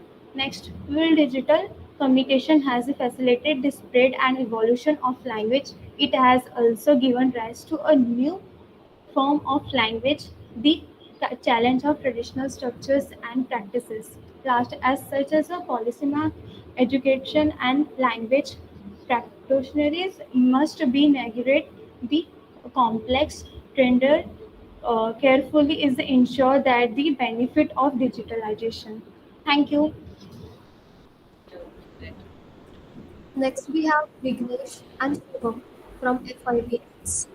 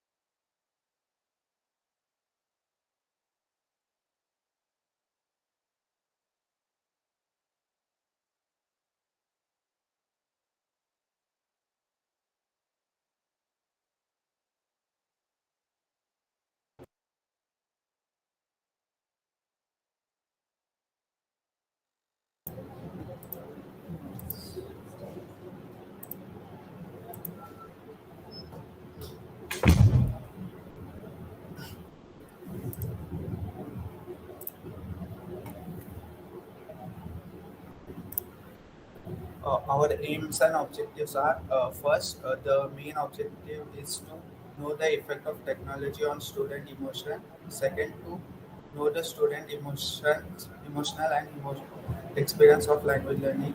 To know the impact of teachers' teaching effects on student and student emotional experience of language learning. Here are some different teaching methods. Like in pandemic, we come to know about online learnings. And second, experimental learning. In this, which we show students by doing some experiments, and we teach game-based learning. Looking no future. If you want to consider on making your learning more enjoyable, here are some data analysis. Conclusion: teaching methods give some ideas to bring to the classroom. You will find future details on many of this topic as well as many more. This can help to work on some of the skill that can improve your lesson planning and executive benefit for student.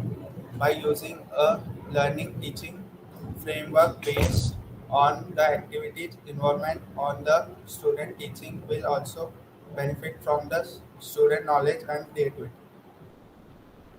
Thank you. Okay.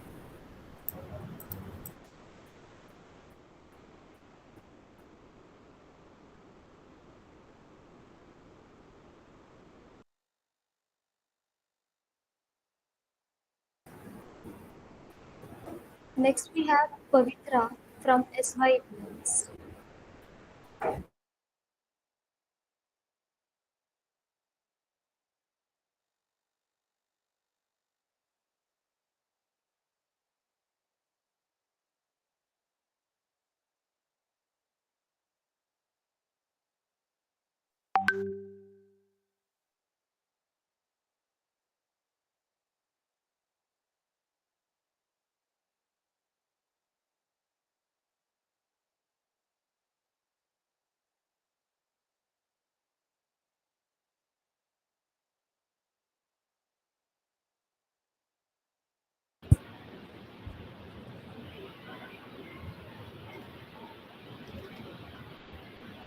Good afternoon, good evening to one and all present over here. I am Pavitra S. Pujari from class SYBMS, Marketing Specialization from Kelly College, Kalamboli. Today I am here to represent my topic, the use of social media in language teaching and professional development. So, my presentation will be divided into 8 points. First, introduction. Second, aims and objectives of the research. Third part includes the hypothesis statements. Fourth includes the limitations of the research. Fifth part includes the data collection and research methodology. And sixth part concludes the data analysis and interpretation of the data collected. Seventh part is all about the findings, and eighth part is all about the conclusion. So let's begin. Introduction. Social media refers to the means of communication and interaction between each other. Billions of people around the world use social media to share and exchange the information. The social media can be used as a powerful tool for learning language and teaching and for professional development. Moving towards the next part, aims and objectives of the research. First aim of my research is to understand and study the use of social media in language teaching and professional development. Second objective is to know about the advantages and disadvantages of social media in language teaching. Moving towards the next part, the hypothesis. First, H1 alternate hypothesis for my research is social media is very useful in language teaching and professional development. And second, H0, the null hypothesis statement is social media is not very useful in language teaching and professional development. Moving towards the next part, the limitations for the research. The information for the research has been collected from primary and secondary data collection. However, only for the primary sources, only the survey has been conducted through Google Forms. Second limitation of the research is the sample size that is selected for the study is smaller enough. Third limitation, the interview method is yet to be adopted here. So, moving towards the next point, research methodology and data collection. My research is based on the quantitative data technique. The data has been collected from primary and secondary sources. For primary source of collection, it includes the Google form, and for secondary data, information is collected through ebooks, articles, websites, and other e-resources. Moving towards the next part, the data analysis and interpretation of the information collected through Google Form. There were total 33.3 male respondents, whereas 66.7 were the female respondents. Highest number of respondents were from belongs to the age group of 18 to 25, whereas second highest number of respondents belongs to the age group of 16.41 to 60. When the question was asked to the respondent, do you think social media is useful and beneficial in language teaching and professional development? 83.3% of participants think that social media is useful and beneficial in language teaching and professional development, whereas 16.7% participants thinks it does not has a useful benefit in language teaching and professional development. The second question was asked to the respondents, which social media platform is best for language teaching and learning? 66.7% of participants select YouTube as the best social media for language learning and teaching, whereas 22.2% of participants select Instagram, 5.6 participants select Facebook, whereas 5.6 participants select the another platform like LinkedIn. Moving towards the next part, findings based on the results and the analysis of the data collected. H1, the alternate hypothesis statement is being proved that social media is very useful in language teaching and professional development. Moving towards the conclusion, last but not the least, social media is very useful educational tool for not only for language learning but also for language teaching and professional development. The English learners can use social media for long period of time without any hesitation because it contains attractive and interesting topics, images and contents which are easily understandable by the people. It is often easier and more convenient to access information, exchange information, provide information through social media platforms. Teachers and students can connect with each other and make good use of these platforms for the benefit of their learning and teaching. At last, I would like to conclude my presentation saying, by telling some key points about the advantages and disadvantages of social media platform in language teaching and professional development.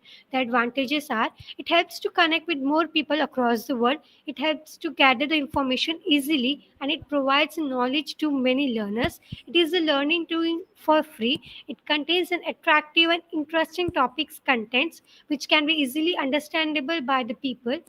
It also helps to increase the participation of the students respondents for language learning and professional development. Moving towards the disadvantages, social media can be a cause for an addiction for the learners. It can also distract the learners.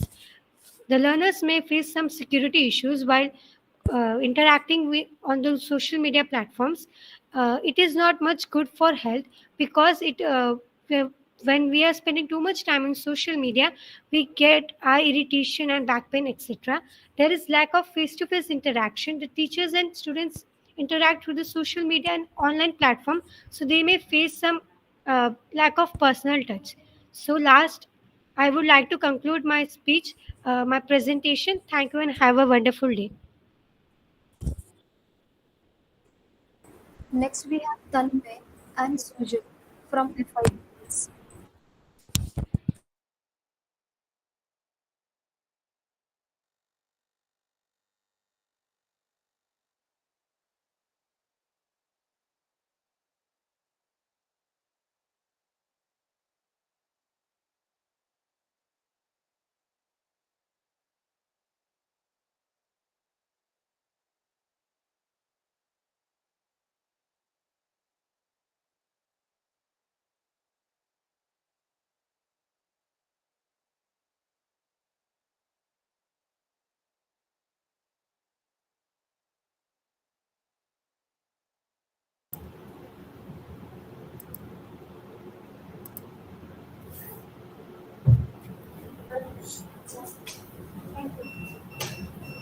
Hello everyone, my name is Tanmay and my partner Sujal Manu has, has created a PPT on the effectiveness of mobile learning apps for learning English as a second language. Author Professor Rajashree Bhorkade Miss, co-author V1, and we are we are student of Kelly College Society Science Commerce College Kalamboli.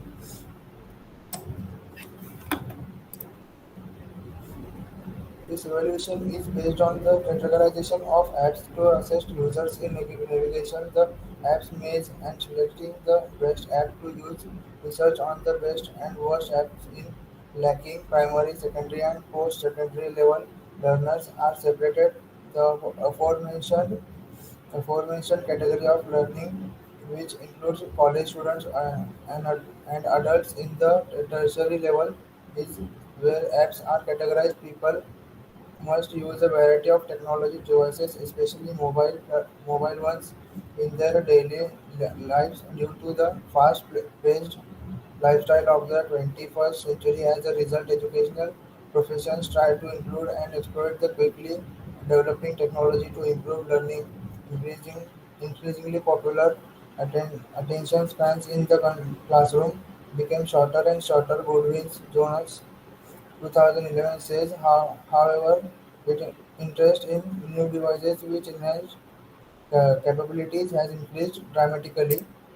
Aims and Aims of our topic is to determine how the mobile apps affected student and vocabulary acquisition and how they preserved using the vocabulary mobile learning apps as an additional tool for language learning. To look into how mobile learning apps affect undergraduate students and academic performance attitudes about mobile learning and degrees of animation development. Suggested methods of mobile learning. Use of technology in English language class. Students can easily and freely use these English learning apps according to their interest. In addition, these programs are built according to the specific goals of the students. Using mobile applications to learn English also breaks the time and location constraints. Surveillance. This means that students can learn English anytime and anywhere. Mobile phones are becoming a important tool for learning English. Mobile Mobile English learning. Students use cell phones to study, but very little.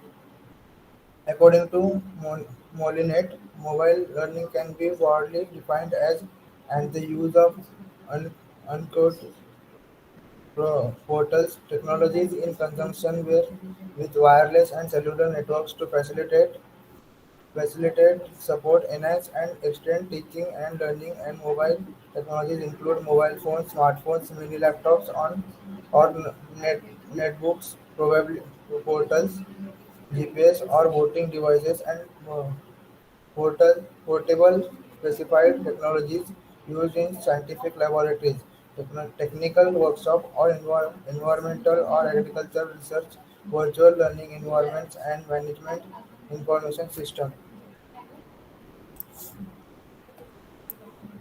Data analysis. We we made the question for our respondents that are mobile learning apps for English as a second language effective for all type of learners, and the responses were 84.8% people responded yes on the question, and on the other hand 15.2% people responded no because they find it non-effective.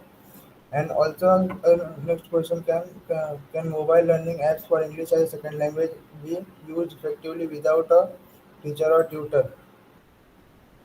Respondent said 75.8% respondent were were in the favor of it's good for using and it can be used without a teacher or tutor, and 24.2% people were disagreed with it.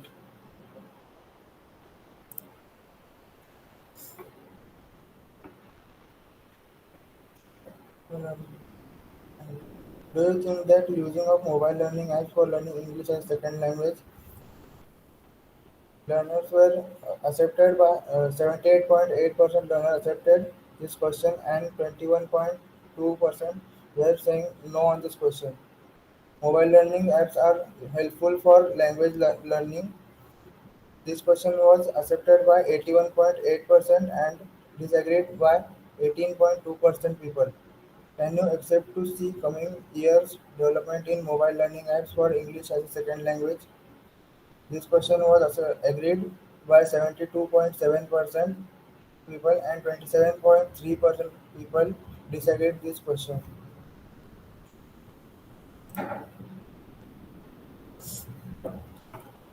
Conclusion: Mobile technology takes learning out of the classroom, often out of the reach of the teacher. Despite its hard work, the industrial world achieves achievements in all fields. Similar progress can be observed in the field of science and technology. New and creative technology has replaced outdated and obsolete technology.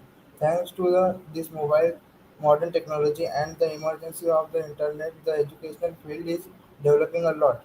Thanks to this hard work, the modern world is reaching milestones in all fields. Only the same change will be made in the field of science and technology. New and innovative innovations has replaced outdated and obsolete technology. The field of education is changing a lot with this new technology and the internet. In addition, the opportunity to use mobile apps to learn English, to learn language skills and focus more on their learning both in and out of the classroom.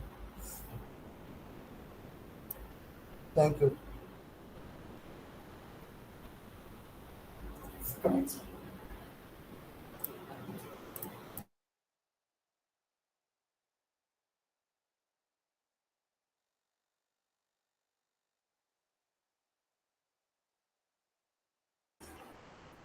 Thank you so much, all the researchers and participants.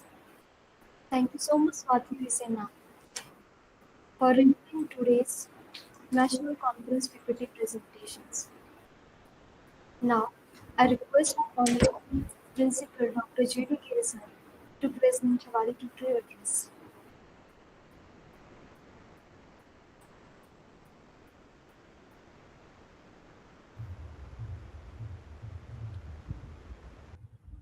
Good evening, all of you. I know that all the students, they are the beginners in the field of research, and they have done very good job. And we'll have the comments of our chairpersons of the session. There will be some of the winners. Some of you must have not got the prize, but see, this is the beginning, and which is a very important step which you have crossed. So next time, those who couldn't get the prize, they will win. I'm sure that, and they will do well in future.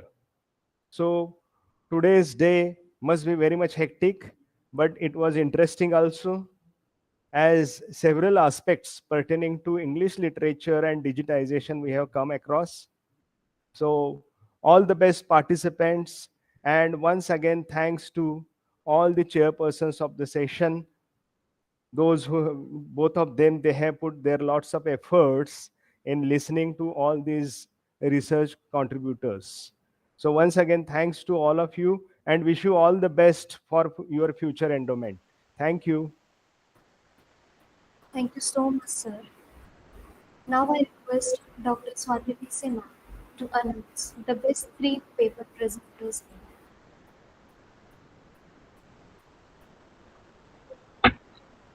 Good evening, madam. Am I audible, Rajashree, madam? Yes, ma'am, you are audible. Respected dignitaries, faculties, and students. Uh, I must tell that the students who are doing presentation from 2 o'clock till 5. So the presentations they have done are uh, very wonderful. And hats up to you, Rajashree ma'am, because I think you guided them and inculcating research skills in students at undergraduate level is difficult task, and you have handled this difficult task very efficiently. And I have seen that most of the presentations, most of the research papers were qualitative. So I did not find any research paper qualitative. Uh, so quantitative, I think it was quantitative. The qualitative research I did not find. So you can also I think some of the topics where uh, you could have developed in that mm, way. And one more thing that I would like to tell is there I did not find research problems as such in the presentation. So that you need to, I think, inform students and uh, prepare them in that direction. Hello, am I audible? Yes, ma'am. Yes, ma'am. You are audible. Yeah. Okay, so I would like to congratulate all the students because at this level, undergraduate level, the job that you have done was really commendable, and the topics that you have selected were really innovative, and you really did a wonderful job.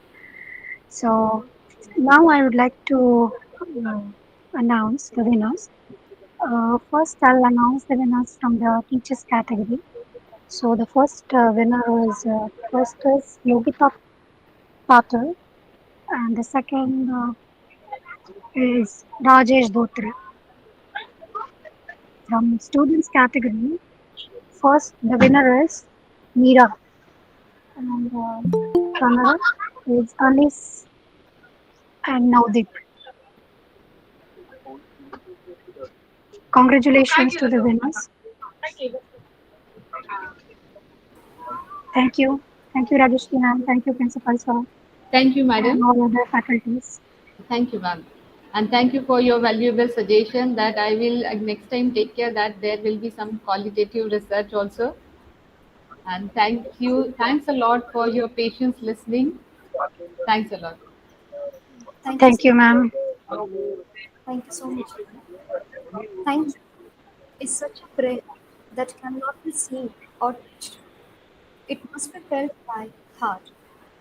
Now it's time to propose a vote of thanks, for which I request Dr. Prerna Kuldeep to proceed forward.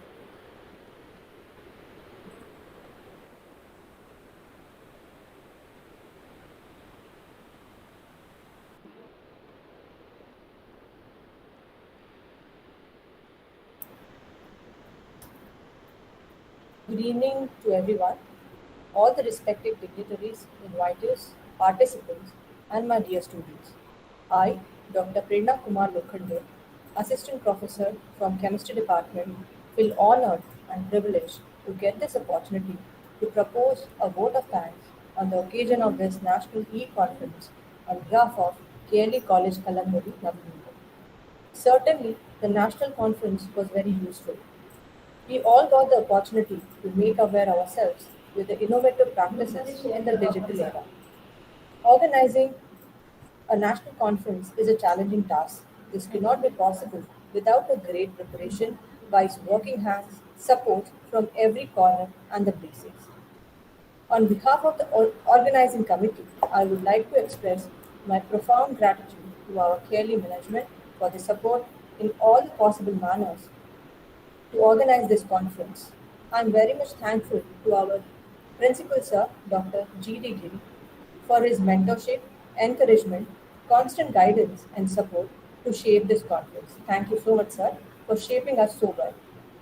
Let me express my deep gratitude to our keynote speaker, Dr. Bhumika Sharma, Assistant Professor and Head of the Department of English, Central University of Rajasthan, for taking time from her busy schedule to be with us here today. I sincerely thank Dr. Bhumika Sharma for kindly accepting our invitation and sharing her vast experience and knowledge. Thank you so much, ma'am. Our words may not be capable to express our sense of gratitude to our resource person, Dr. Maya Shankar Pandey, Professor, Department of English, Banaras Hindu University, Varanasi. Thank you for adjusting your valuable time and sharing your knowledge and research with us. I believe this conference has opened a new dimension and our association will go a long way. I'm also very much thankful to all the advisory committee members Dr. Vivek Rankhame, Principal, Yashwantrao Mohite College of Art, Science and Commerce, Dr. Ashok Sachdeva, Professor and Head of Mata Jirabai Government PG Girls College, Indore, Dr. Dilip Barar, Professor and Head, Department of English, MK Bhavnagar University, Gujarat, Dr. Ashok Chaskar, Head of Department of English, SP College, Pune, Dr. Sudhir Nikam, former Chairman, Board of Studies in English, University of Mumbai, Dr. S.D. Sargar, Professor and Head of Department English, University of Mumbai, Kalina, Dr. Rajashree, Head of Department of UG and PG Research Center in English, CKT College, Dr. M.S. Xavier Pradeep Singh, Assistant Professor, PG Research Center. Thank you so much. I sincerely thank to all the members of the advisory committee for their valuable suggestions. My special thanks to Dr. Rajesh Evle sir, who has taken extra efforts from the last 2 months. We will ever remain grateful to you and thank you for being with us today. I take this opportunity to thank our session chairperson for paper presentation, Dr. Swati Bise, Amity University, for reviving the session and providing her valuable comments towards the improvement of the quality of papers presented in the conference. I thank our technical team, Assistant Professor Sayma Natekar, her team, for providing their support throughout the conference. I also thank all our authors who have submitted their valuable research to this conference. My thanks to the head of department and conference convener, Assistant Professor Rajashree Bhorkade, for shaping this conference so nicely and so timely. We have been fortunate enough to be backed by a team of very motivated and dedicated organizing committee members. I cannot thank everyone enough for the involvement they have shown and the willingness they have expressed to take on the completion of the task beyond their comfort zones. I put on note with thanks the efforts taken by Assistant Professor Poonam Maske from Mathematics Department while answering today's conference beautifully. I convey my sincere thanks to Assistant Professor Milind Gurchal sir, Head of Department FCEVs, Assistant Professor Mruthula Nair, Accountancy Department, IQAC Coordinator Dr. Prakash Bhadane sir, and my all colleagues for their dedication and support. If time is money, then today you participants have spent millions for us. Thanks to all of you for making this event successful. At the end, I bring sincerely apology to those who have directly or indirectly helped us and I forgot unwillingly to take their name. Hope we all meet in the next event soon will be announced. Thank you so much. I thank you each and everyone on behalf of KLE Society. Thank you so much. Thank you so much, ma'am. Feedback will be given in the WhatsApp. All the participants are requested to rise for the national anthem.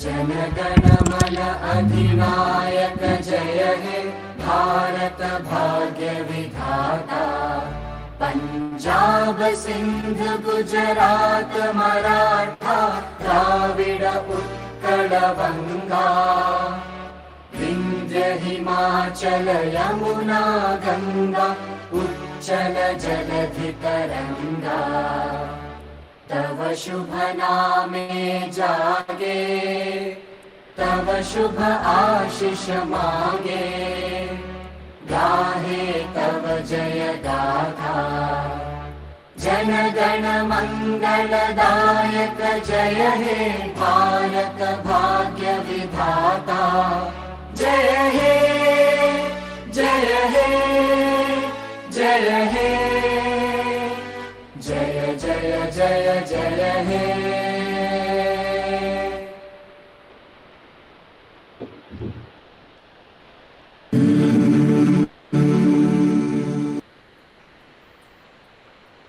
Thank you all, and here to declare the end of the session.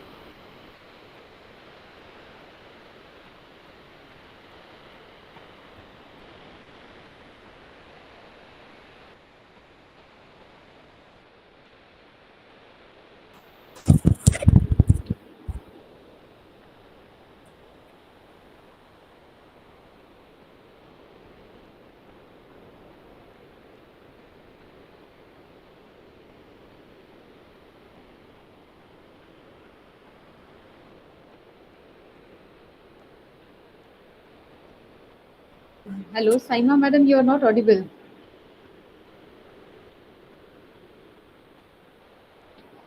Yes, ma'am. Please. Thank you, ma'am. Thanks a lot, ma'am. From your side also. Okay, bye, ma'am. Bye bye. Bye. Thank you. Bye.